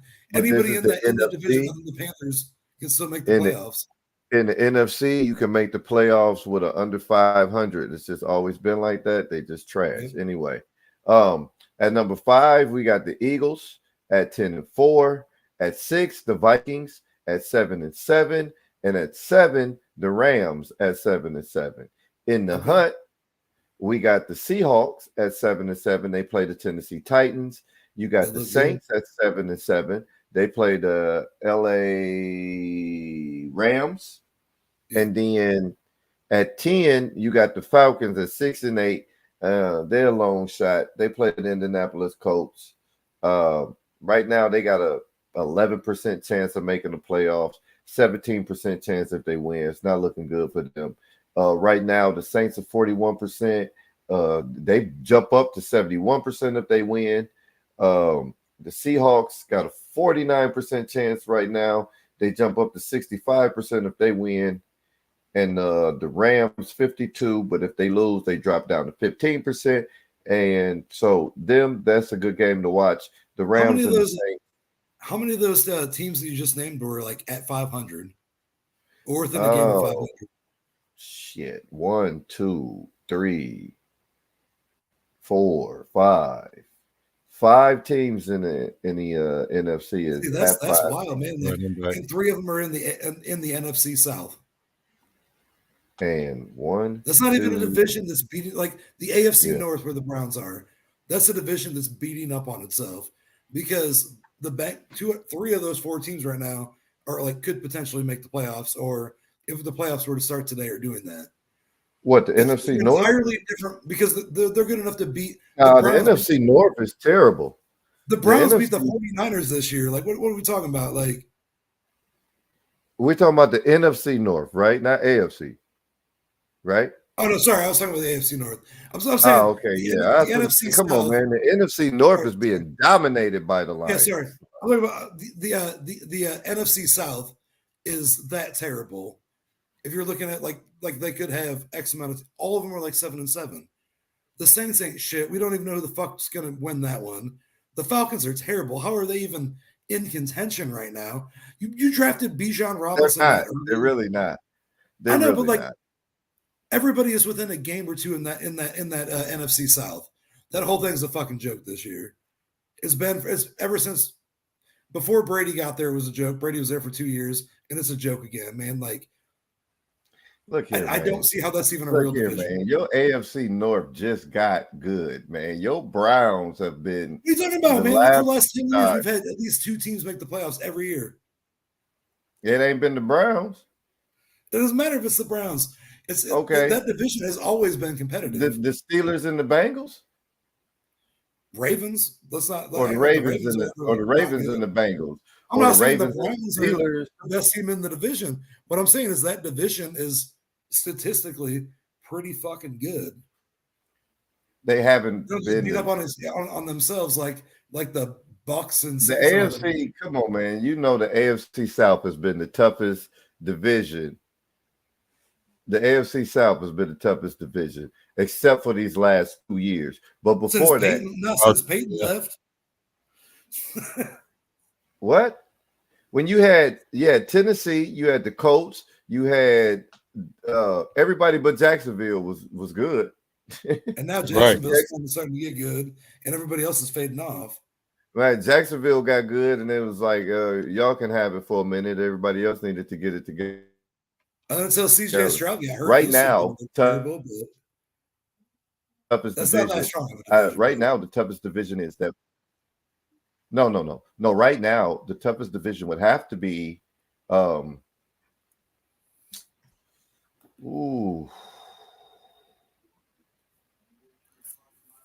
NFC West. I was gonna say the West, the NFC West with the Niners, the Rams, and the Seahawks. Because the Cardinals never had a fair shot. Kyler Murray didn't play. You've been going through a bunch. The Cardinals are in a transition period. But I'll tell you what, I do like what I've seen from Kyler Murray when he's been healthy. He looks like he wants to play football and like he wants the ball. But that's a whole tear down rebuild, bro. In my opinion, the AFC West is the weakest division. The what? AFC West. Oh, for sure, dude. Like every year, man, we hear about Broncos could be good. This and this. Bro, you know that Jimmy Garoppolo for the Raiders is a healthy scratch, and that's who they paid all that money to. You're letting Aiden O'Connell go out there and just fucking ruin shit. Like, I don't like. If I'm sorry, like for people like Devontae Adams, like you knew that Aaron Rodgers was going to be at the Packers for long. I'm sorry for people like Keenan Allen. Yeah, Keenan Allen has been there for. Keenan Allen and Austin Eckler, dude. Dudes, that's a good one. That's a good one. Keenan Allen and Austin Eckler are my motherfuckers, bro, for real. Shout out to Keenan Allen, dog. R.I.P. to Keenan Allen. Pour out a little liquor for my man Keenan Allen. Pour out a little liquor. After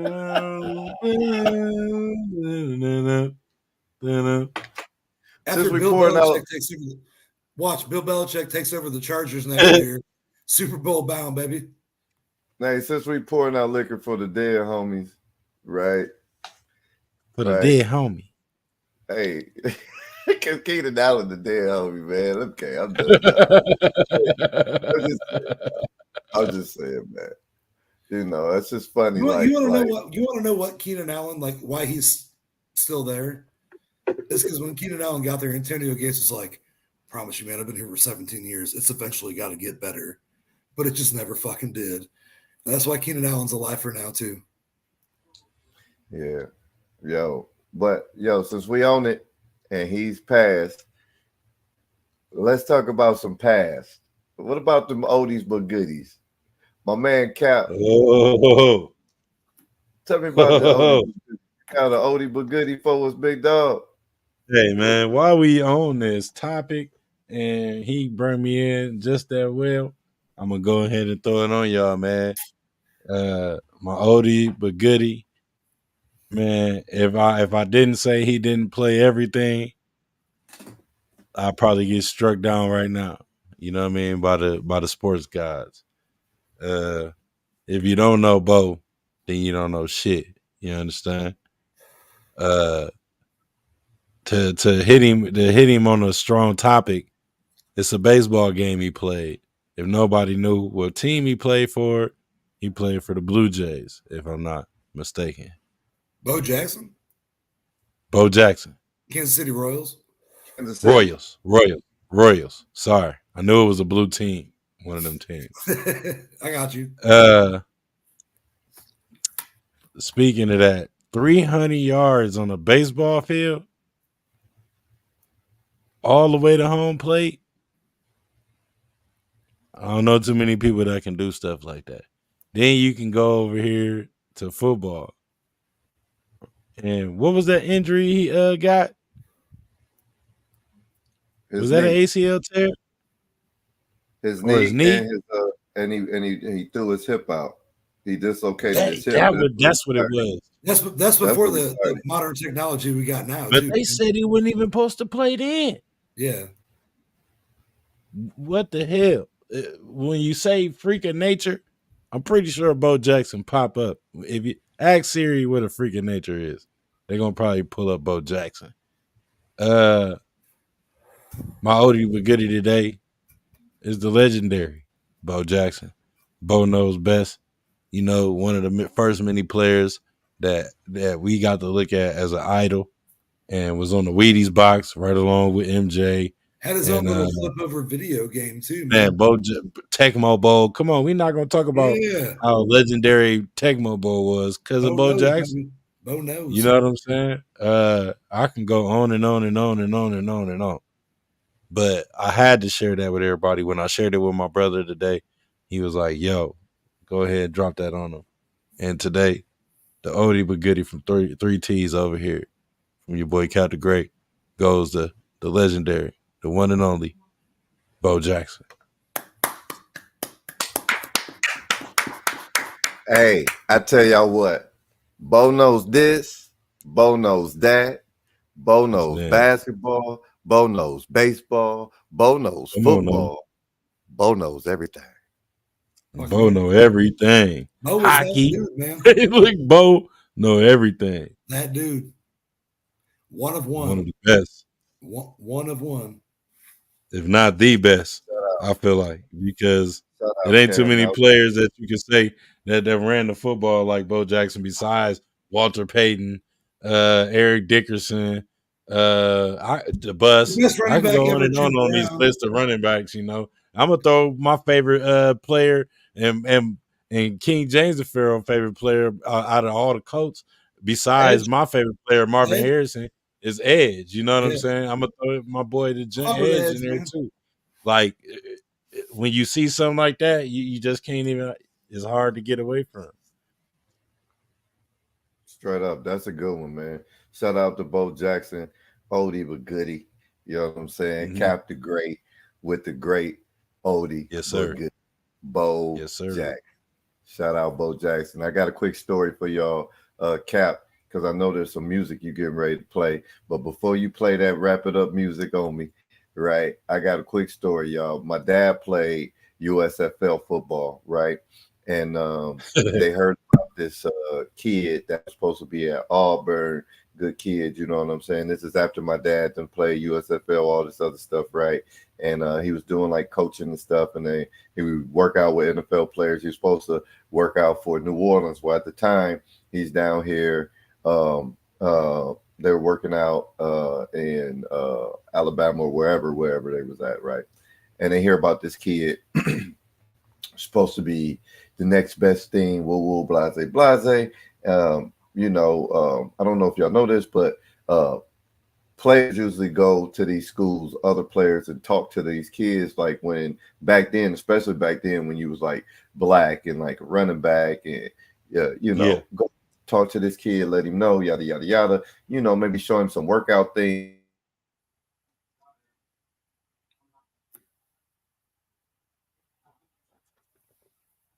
Hold on, ladies and gentlemen. He's got this. We got two texts today. Can you hear me now? That's what we gonna start calling them texts. Yes, sir. Yeah. So my dad played at Wisconsin. He also played USFL. So they go out here. He was like Herschel Walker. He don't like Herschel Walker. My dad ain't never liked Herschel Walker, right? Yeah. He ain't never liked him, right? He's called him Uncle Tom, right? That punk ass Uncle Tom ass nigga. And right. But anyway. He won Celebrity The Apprentice. Just throwing that out there. Yeah, my dad is my dad is, let me tell you, it's him and Herschel Walker, that no neck, he called my dad. Hey, yo, I don't want to throw my dad. Herschel Walker ate Snickers. Hey, I can hear Pop saying that right now. Hey, yeah, you know my dad, man. Just know that he used to that no neck Uncle Tom motherfucker. Right, but anyway, they end up down here to go check out this kid and to speak to these kids and get them some running back drills and things that they could do to help them out, right? And my dad, Cap knows him. He's very good at weightlifting, getting your body tone and shape. My dad looks like he could be a bodybuilder, right? Really? So that's his thing. Go show him how to lift and all this other stuff, things he gonna do. They get down there, find out this kid don't know how to lift weights. Is what they keep telling them. This kid don't know how to lift weights, right? You have to show this kid how to lift weights. My dad like, motherfucker's supposed to be a motherfucker prospect going to the NFL, and they don't know how to lift no weights. This kid can't be that good, right? So they can remember, y'all ain't got film that you can just be watching these motherfuckers back then. You can't just pull up your iPad, right? Oh man. You just can't go to YouTube back then. You know what I mean? So they get out here, right? And he on the practice field, and he just outrunning everybody. They gave him the ball, and he hit one motherfucker, boom, right? Then he run to the touchdown. Next time he get the ball, because of the way he hit a motherfucker, don't nobody want to fuck with him, right? So he get the ball. They don't want to run it through him. Put that fear in their heart. Yeah, he's just outrunning their ass, right? And this is the story my dad told me, right? They're like, oh, this motherfucker, who is he? And he running straight up too. Ain't no leaning forward or nothing. He's straight up, just running through motherfuckers, right? So they get to the weight room. This is where they go to meet him at and shit in the weight room, right? And he in there and he like, I don't lift no weights, right? My dad said, motherfucker look like a man child, right? He said, I'm looking at this nigga like, how the hell you don't lift no weights? He said, the dude looked like a man child. He was just buff for no reason, right? And he was like, how the hell you don't lift no weights, right? And he tell my dad, nah, I don't lift no weights. I lift deers, right? Damn. My dad said, fuck you mean you lift some deers, right? He said, I go hunting and I lift deers and I run up the hill with the deer after I hunt it. Right, I run up the hill, I drop it down, I run back up, I pick it up, I run it back down, drop it down. Right, so that's some 300 shit right there, bro. So he would have the deer, he would put the deer like this or like this. He would run up the hill, yeah, or on his shoulder. He would run up the hill on his back, yeah. Dead 200. Drop it on the top of drop it on top of the hill, run down the hill. Turn around, run back up the hill, grab the deer, put it back up, and run down the hill and drop that motherfucker, and that's one. Right? Get out of here. Right. My dad said this guy, that workout right now with like my current strength and ability, I'll put the over under plus or minus. I can do half one of them. I ain't doing a full circuit, bro. Well, you definitely first of all, out of my ass.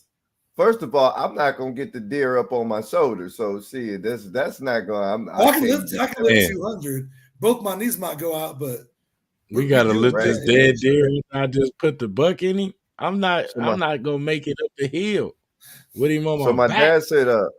My dad said they call bullshit, right?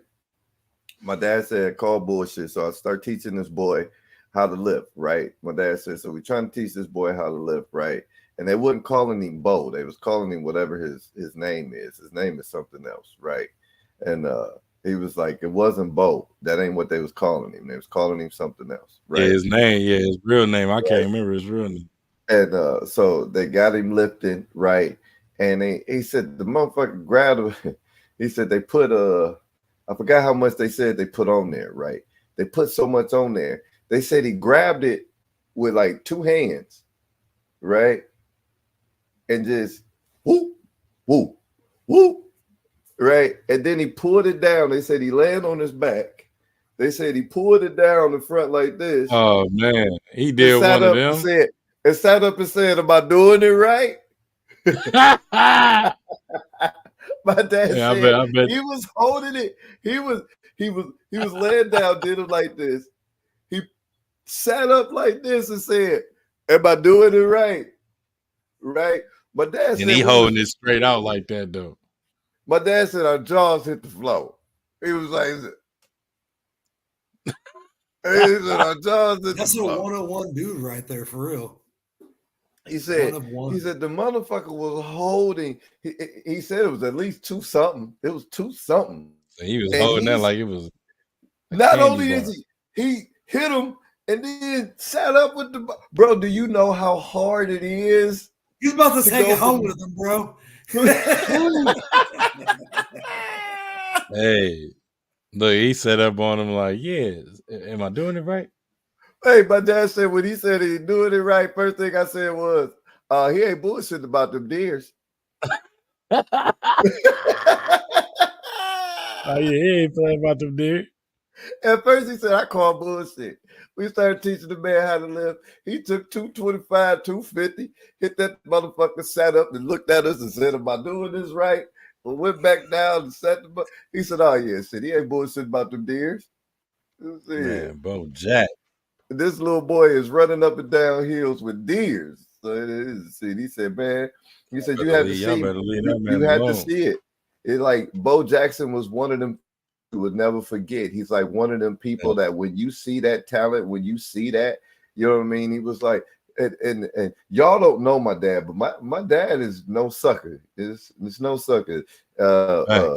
College champion in wrestling, state champion in high school in wrestling, football champion, football coach champion, wrestling coach champion, track state champion, track wrestling champion. I mean, track coaching champion. Like my dad he's got them accolades. He's my pops got them accolades. I like to say Papa Van is anti no hoe in your blood. Oh yeah, no. My dad had these two things. Look, there's 2 things. You come in the house, you scratch your knee you ride a bike, you fall, you scratch your knee, y'all playing something, you come in the house. But I got one thing to say to you. Is you hurt or is you injured? Is you hurt or is you injured? Right? Now, if you say I'm injured, he say, okay, we'll wrap it up. We'll get you to the hospital and you're done playing. You know what I'm saying? Let's get it treated. Let's get it looked at. And if you injured, you out. Shit. Yeah. You out. You know what I'm saying? You say, I'm hurt. He said, well, see, put some alcohol on that motherfucker and get back out there. Shit. And so is you hurt or is you injured? I tell you what, you tell that motherfucker you injured and he say you can't go back outside and play because you injured. I bet you be hurt real quick. I'm hurt. I'm just hurt. Hey, that old guy. Hey, Hey, no, I'm good. I ain't injured. I'm trying to tell you, you come in the house injured, and he say, "Okay, what's it? Wrap it up, sit down. You can't go back out there. You think it's all good. You watch the TV, and then you hear everybody outside having fun. They still playing. They kickball, basketball. You get to doing that famous knee bend, that famous knee flex. Hey, you know what, Pops? I ain't injured no more. And you know what? The first time somebody run in the house because they got to use the bathroom, and then they go running back outside, and your ass sitting on the couch. I bet you know what? I don't think I'm injured. I think I'm just hurt. I just need to stretch a little. That's all it was. Yeah. Hey, that's facts. Let me get some electrolytes down. Yeah. Shout out to my pops, man, because I ain't never injured, dog. I'm just hurt. Died. I'm just hurt. Yeah, I'm back in the next play, dog. I ain't even going. If I'm fucked up, it's gonna show. Like, I'm gonna be like, hey, I can't even move my hand. Hey, look, my wrist is limp. You know what I'm saying? I'm out here, I'm down. Yeah. But yo, enough about that, man. Where the music at, Cap? Hey, where the music at? I got something new for you today. I got something new for y'all today.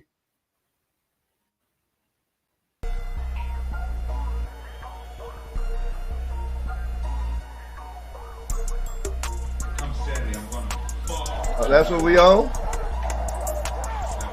That's the parlay music? Yeah.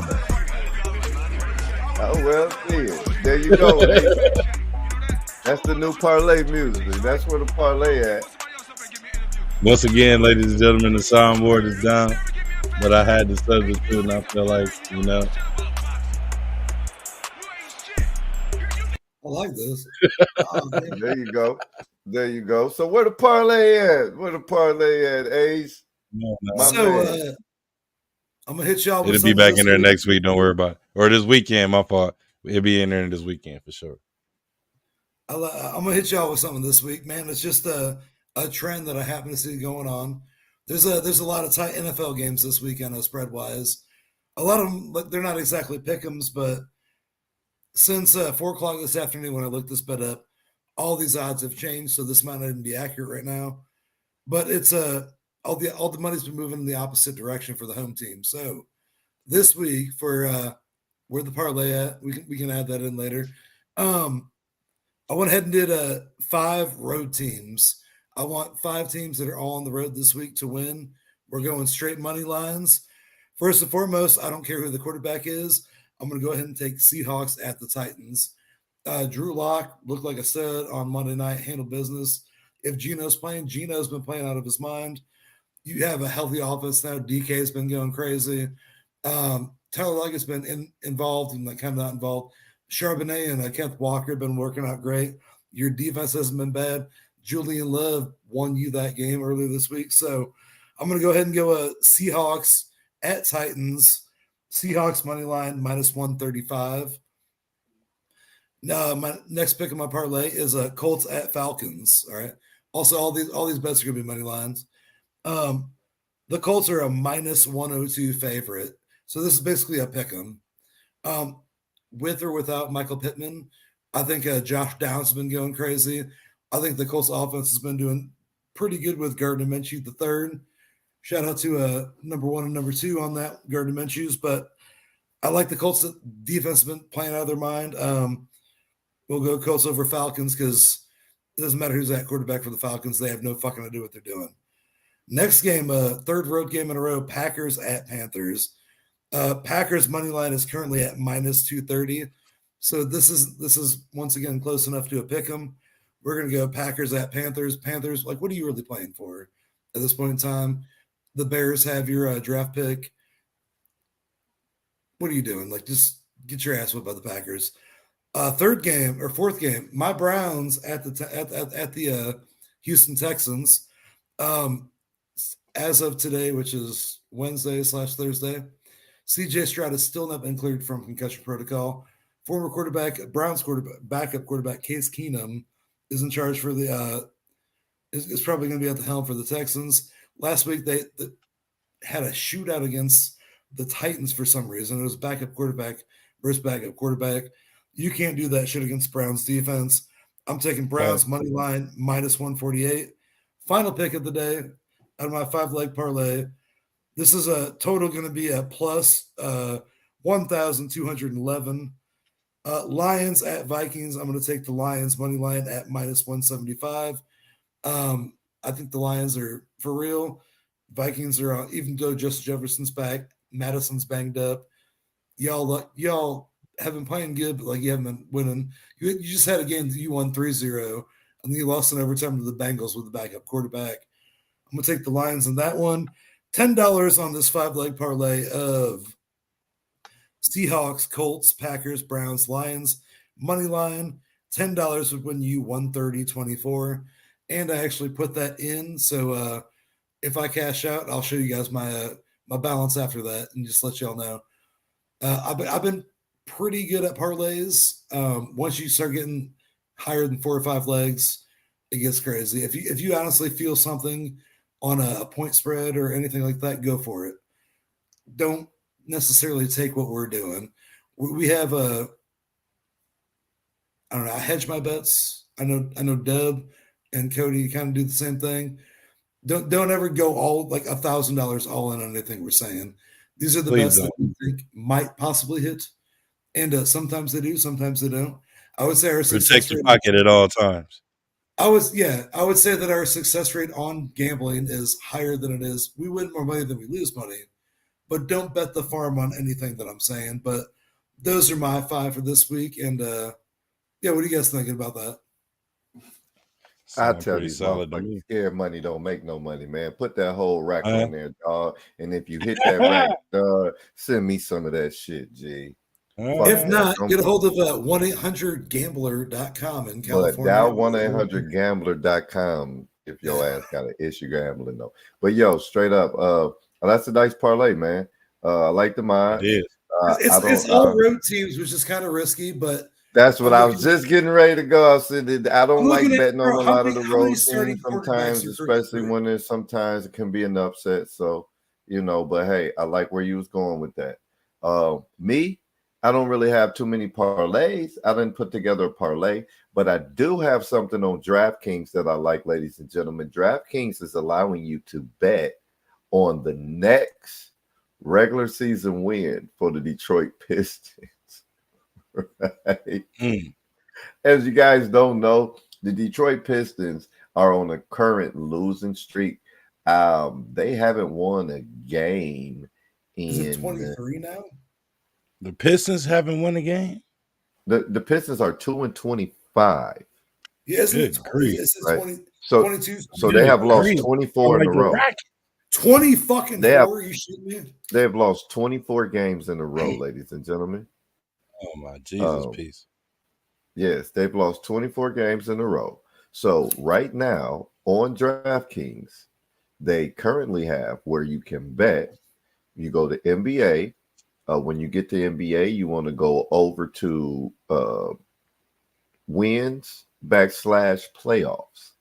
And they have Detroit Pistons 2023 next regular season win.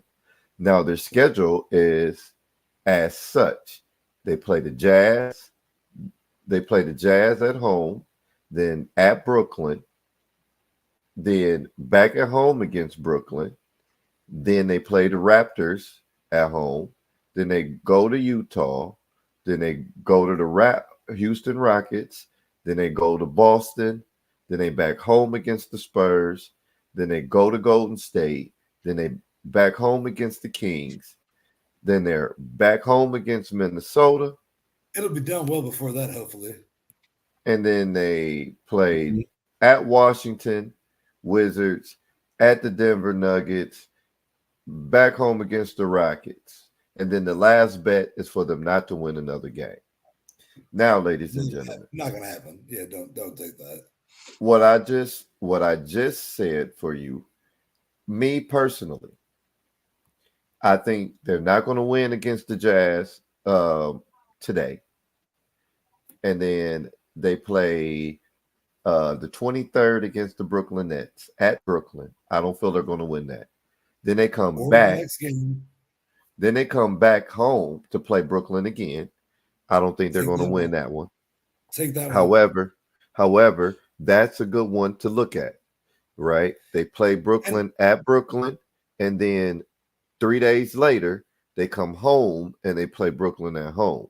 Now, but see, as they lose more, those odds are going to change more and more too. It's going to be worth more or less money on whatever the bet is as they continue to lose. So Brooklyn right now is plus 500 on December 26th. Then on December 30th, they play the Raptors at home. Then they go to Utah on January 3rd. Then they come. Then they go to. Then they after the Raptors, they come home and they play the Rockets on New Year's. Right, that's one to look at. Rockets ain't shit. Now on New Year's, they play the Rockets. Now that's plus 2,200, ladies and gentlemen. $10 to win you $200. Right? Then they go play Boston. They're not going to win that. Then they come home to play the Spurs. That's where I was thinking they was going to win. January 10th at home. You think that far down the line is going to be their next win? Did you just hear me say the Jazz, Brooklyn, the Raptors? Oh, Houston, I'm with it, but like the Jazz, they're not winning none of them games. Statistically, they have to win something before that. Maybe the Brooklyn game. The Brooklyn. I was going to say Brooklyn or Brooklyn. Oh, okay, so they're at home against the Jazz tomorrow. They're at home against the Jazz tonight. If they don't win tonight, okay, tonight is plus 100. If they don't win tonight, then they go to Brooklyn. They're not going to win to Brooklyn. Then they come home to play Brooklyn 3 days later. I don't think they're going to win that one, but that's an opportunity. Right? That's an opportunity. Right? Then, right after they play Brooklyn at home, 4 days later, they play the Raptors at home. They're not beating the Raptors. Right?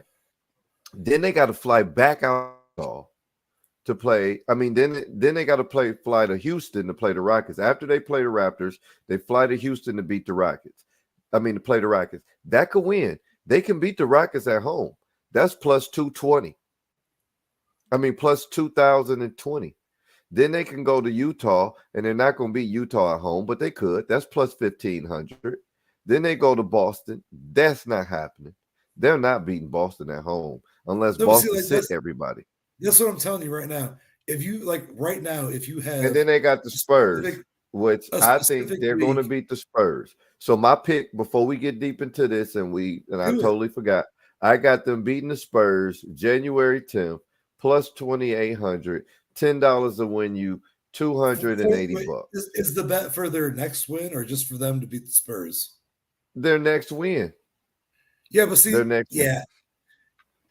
I love the. I'll take that January the 10th bet.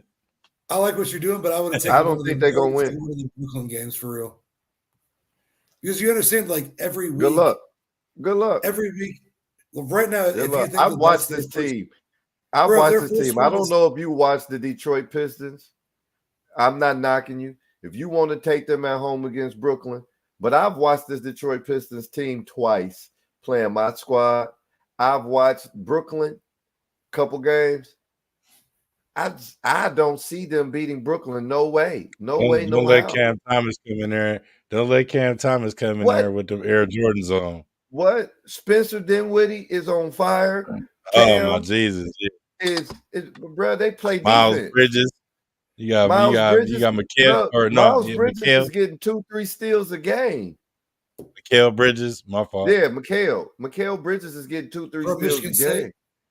Bro, they playing defense out in Brooklyn. I don't know if you noticed. No, Miles Bridges is from Michigan State, right? Man, fuck Miles Bridges. Bad. Yeah, that's my bad. Fuck Miles Bridges. Hey, and when he was at the free throw line, right, today, I got his motherfucking ass and made his ass miss, right? So when Miles Bridges was at the free throw line, they were saying, "Where's your passport?" Right? Because he couldn't get into Toronto, right? So the section was saying, "Where's your passport?" And I was saying, "Lock him up," right? So then it was, where's your passport? Lock him up. Where's your passport? That's comedy. And he missed. Yeah, that's all that matters. Hey, man, it ain't my fault you beating up on your baby mama and shit. Shit, nigga. It's all fair game. It's all fair game when you come to Indiana, big dog. Shit. That part. Anything that you might have done that gets put on the news, we on your ass. We on your ass. You knew about it on Facebook that. 4 hours before you ever made the news, too. So you ain't famous. You ain't nobody. Yeah. So, that's my parlay. Before we head over to the last, that's the parlay.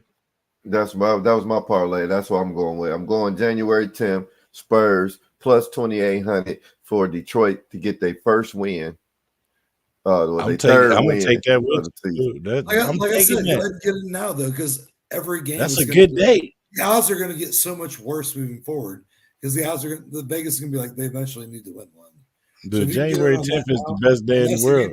That's the best day in the world. Hey, you see what I did there? I did there? Yeah. I'm glad somebody caught that. See what I did there? Right January 10th on my man Cap the Great's birthday is the day that Detroit is going to win. That's another reason why I said very enticing. I'm going to take that with you.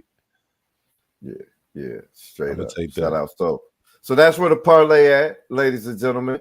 Y'all heard it here. You got your NFL boy. You got your NBA boy. And that's what it is. Ladies and gentlemen, now it's time for the meat and potatoes, the thing that we all like, or we love being here for, which is Throw the Towel Sports Podcast. And last weekend, we had UFC 296. We talked about it on here before. Now we're going to dig into the meat and potatoes. And I'm going to tell you what. I'm gonna allow Ace Juice to handle this one. Ace, we talking UFC. You told us what to look for. You told us who was gonna win. How did that turn out, big dog? He was on that. I'll be honest with you. Every fight that we talked about, other than one, I called on this entire card, and I got no, other than Shiv Cat Ramen Noodle. That nobody knew.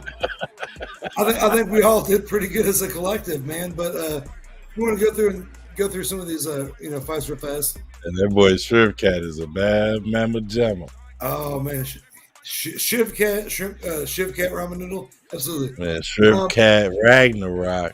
Let's go ahead and look at this real fast. We looked at we briefly touched on Cody Garbrandt versus Brian Kelleher. Cody Garbrandt looked like the old Cody Garbrandt. That was a lot of fun to see as a UFC fan. That was that right hand knockout. Yeah, dude, Cody Garbrandt did a walk off, bro. You don't see many people throw a hand and then go to the ref and go. Yeah, right. Go get your guy. That's exactly what Garbrandt did. He said he's out and walked away. Like it was something special. It was cool to see, but he was out. I'll give him that. I would have smashed that dude's brains in if I'm Cody Garbrandt and trying to get ranked again. That's not me. I think Cody Garbrandt's future is in not PFL or anything, but I think bare knuckle. I'd love to see a dude like Cody Garbrandt versus current baddest motherfucker champion in bare knuckle. We might have to kill the music. We getting some delay. Cap.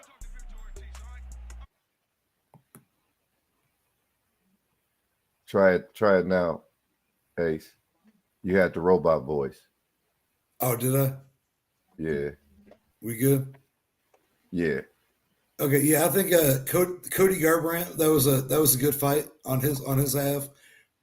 Team Alpha Fails finally coming back. I would like to see Cody Garbrandt fight Platinum Mike Perry in bare knuckle. I think that's where Cody Garbrandt should go with this career. You're not currently ranked in the top 15. You haven't been shit in 5 years. Love you, Cody, but you need to move on. Looking at the rest of the card, I told you Justin Kobe was a tough motherfucker. Lonzo Menfield knocked him out. That was a whole thing. I did pick Bryce Mitchell. This is the one fight that I lost that we called. Josh Emmett knocked his ass out. You did. All the way. I wish we could show Bryce Mitchell, and he got his ass slapped. No, I told you that Bryce Mitchell should be able to wrestle with Josh Emmett. Bryce Mitchell came out and tried to box with the dude that could knock his fucking face in. And honestly, prayers for Bryce Mitchell. I'm not sure how he's doing nowadays. I know after the fight, they never sat his ass down in a chair. Dude had like 2 or 3 seizures, like not dogging Bryce Mitchell, like for real, like prayers for Bryce Mitchell. You don't see motherfuckers get knocked out like that. Bryce Mitchell got knocked first the fuck round out and had first round. He slept a couple seizures on the ground. Like my dad's epileptic. I grew up with like dealing with seizures my entire life. This dude got hit hard enough. They brought him back to life, right? And then he woke up and had a seizure. And then he had like 2 more seizures due to that much brain damage from a punch. It was for real, like right there, right in the middle of his shit. Like he got hit right in the processor, bro. Why he was trying to fight, like stand up with Josh Emmett, like I talked about last week. If he would have just taken his ass down, he possibly could have won. He was trying to go southpaw on this dude. He's never done that before in his career. He tried doing a bunch of shit and got hit right in the processor and is reevaluating his life right now. And hopefully Bryce Mitchell is okay, but Josh Emmett is that dude. We learned that this week, I believe. Moving up the card now that we're talking about it. Tony Ferguson versus look what I can do. Your boy. Yeah. Hey. Patty Pimblett. Look what I can do. Cornrow Patty. Oh man, I wish we could post that picture. Maybe we can do that in like the post-production. Cornrow Patty Pimblett was there and he was about that life. And Tony Ferguson has lost 7 in a row now. I told you guys, I thought he retired the previous fight. Patty the Batty, like towards the end of the fight, they got a little bit closer, but Patty did what he needed to do to win. Look what I can do. Handled shit. And I was there for it, bro. I really was. Like Tony Ferguson is like 0 for his last 7 now. How he saw his UFC contract is crazy. We're going to go ahead and look at Shiv Cat. Ragnarok versus Wonder Boy Thompson.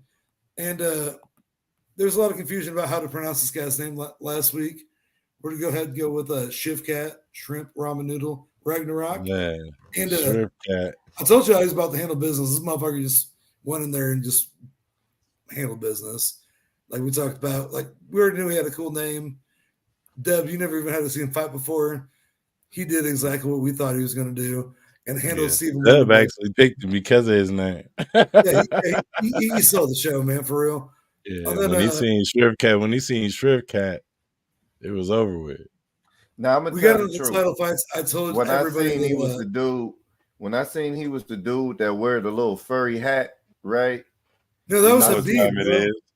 No, huh? Habib was the original guy that did that. He a student. Who? Habib Nurmagomedov. Habib Nurmagomedov. Arguably one of the greatest fighters ever. Khabib Nurmagomedov. That's who it was. Khabib. Yeah, that's who I thought it was. That's who I thought Ragnarok was. No, he come from that camp probably for real. When we were talking about it, is a killer. Everybody from that camp is a killer. Yeah, if you wear that hat right there, I'm going with you, dog.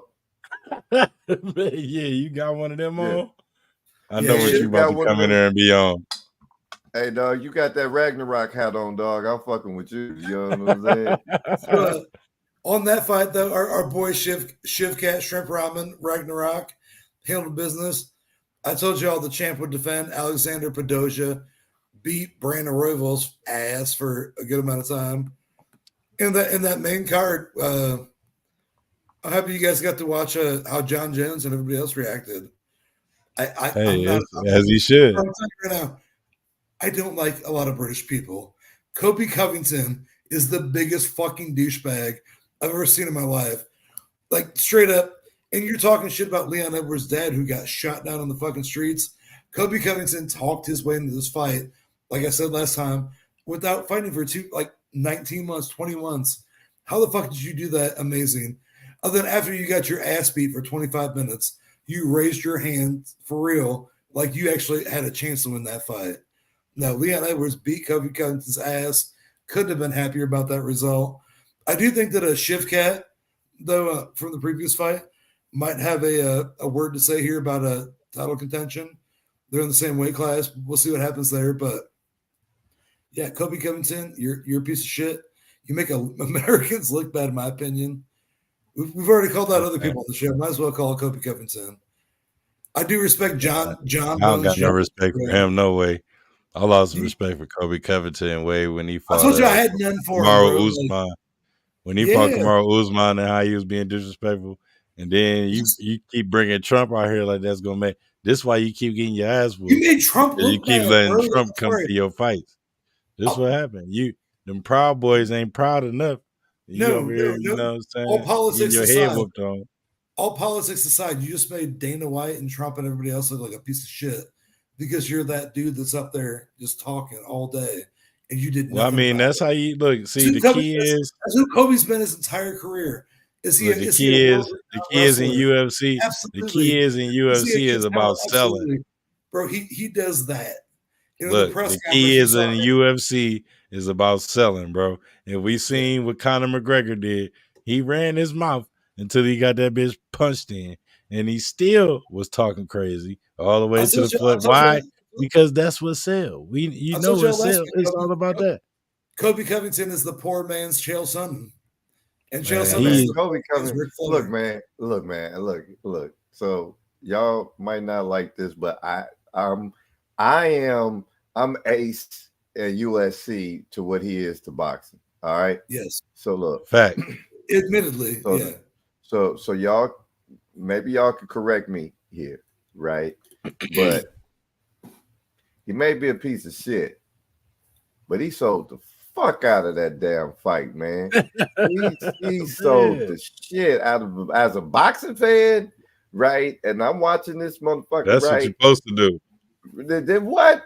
Motherfucker told him shit. I'll take your ass to hell, and we can say what's up to your daddy. Down there. Say what's up to your daddy while we down here. Yeah, nigga, I'm tuning in. Nigga, I want to see this fight, dog. Right? Then he came to the ring. Before we leave this did you see how he came to the ring? Yeah, he came in there with the Thomas Jefferson fit on, the George Washington fit on, and the music. Bro, man, he's a troublemaker. Kobe Covington was it might be trash, but he had one of the hardest entrances I've seen, dog. Yeah, that's one of the coldest. That's all he had, though. He showed up for the entrance, not the fight, bro. It don't matter. That's how you look, man. Look, like I said, I am you to the UFC to what you are to boxing. So I really don't even give a fuck about that fight. Yeah, he got his ass whooped, he got his ass whooped. But okay, he sold the shit out that motherfucking fight, dog. I'm gonna sell this segue. I tuned in because of Kobe Covington, not because of Edwards. Yeah. I didn't tune into that fight because Edwards is one hell of a fighter, and he's going to. He didn't sell none of it until that point. That's not why I tuned into that fight, dog. Yeah, I tuned into that fight because Kobe Covington tuned me in, bro. And then with the whole Donald Trump thing, you wanted to watch him get his fucking ass whooped, right? But that's what he wanted y'all to do. He did his job. He's a fake ass Chael Sonnen. He's a fake ass everybody else. I'm gonna take this segue into this next section like this. I'm gonna take this segue into the next section like this and putting this example on you, right? Think about this. If you didn't see in one of the most hype fights of 2023, right? Rolly Romero. No, don't go to boxing. No, fuck that. Nope. We ain't going to boxing. We ain't going to boxing. I'm just boxing. I didn't say that, but it's a comparison. Keep it here. It's a comparison. It's a comparison. It's a comparison. I'm not automatic. I'm not going over. I'm only using it as an example right now. That's why I said before we go into the next subject, I'm going to use it as an example before we get there, which would be a perfect segue, right? And I'm going to say this. Rolly Romero versus Gervonta Tank Davis. Rolly Romero, we knew what he was capable of, but this man talked so much shit that Tank didn't have to say a damn word. He made us go say, "Hey." You didn't even have to know that Rolly was a decent fighter. Like he's a decent fighter. Like you didn't even have to know that. It's just you wanted to see him get his ass whooped because he sold the shit out that fight. And to be exact, I like that. Believe it or not, it was one of the many fights. I ain't gonna say it in a discriminative way to the people, but we paid for this. Okay. Me and my partner KJ Farrell paid for this fight at that point because we said Rolly sold it to that much where you ain't gonna, you're not gonna catch it on one of these streams. We just got to go pay for that, and we got that full blown, just like we said it was gonna be. Everything we called out about it, that was one of the highest selling fights probably of the year. Which to go on to say, Colby Covington sold that whole championship fight. It's not about what he did. It's not about what he didn't come out to do under expectations, because we knew that he was not going to be Leon Edwards. We knew that he was not going to win that fight. But I did expect more out of him, like, because from what I heard, he was supposed to be on motherfuckers like white on rice. He's supposed to be this unorthodox fighter that just don't let up and shit. Like, I didn't see none of that. He's king cardio. How did shit? I mean, look, you want to know what kind of cardio he had for me? He had that motherfucking Shakur Stevenson cardio. That motherfucker. He had that Cardo got wings. That's what he had. Cardo that got motherfucker wings. had that Sonic the Hedgehog cardio. That motherfucker was just, he ain't do shit. He had that Forrest Gump cardio. That's what he had. Damn, what happened? Is he okay? Is he okay? Yeah, we gotta poke. We gotta pause Ace. Ting, ting, ting, ting, ting. Is he okay? Hey man, Ace over there having technicals right now. Damn, Ace. Well, what I was going to talk about is, before we leave up out of here, I wanted to know about what y'all think of what do y'all think about Shiv Cat Ragnarok fighting Leon Edwards? I think that'd be a good fight. I mean, it should be next up if you ask me. It ain't. I mean, everybody else. Like, I'm asking because Shiv Cat probably would have to get some more fights under his belt. He probably had to get a couple more fights to get to him. To be honest, this Leon Edwards third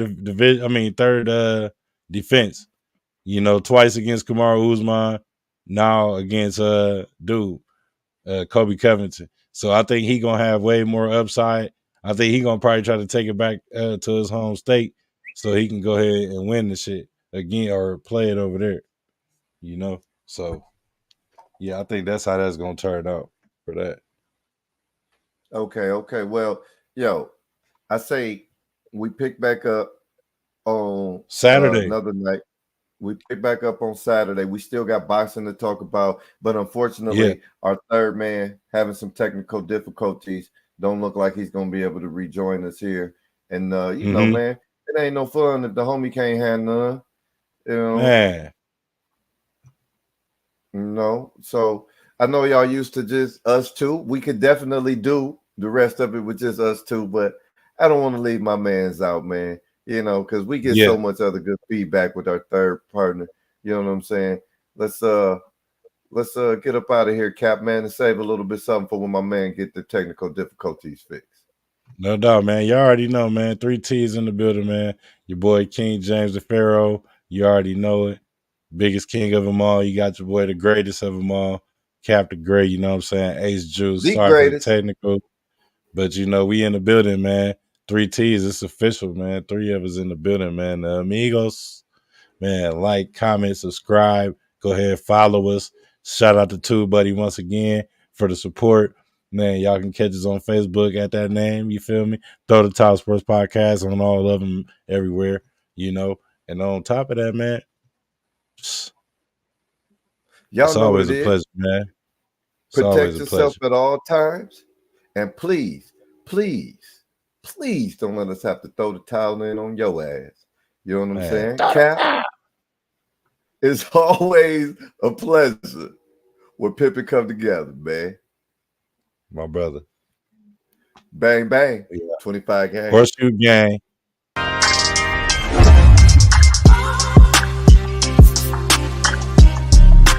Vikings.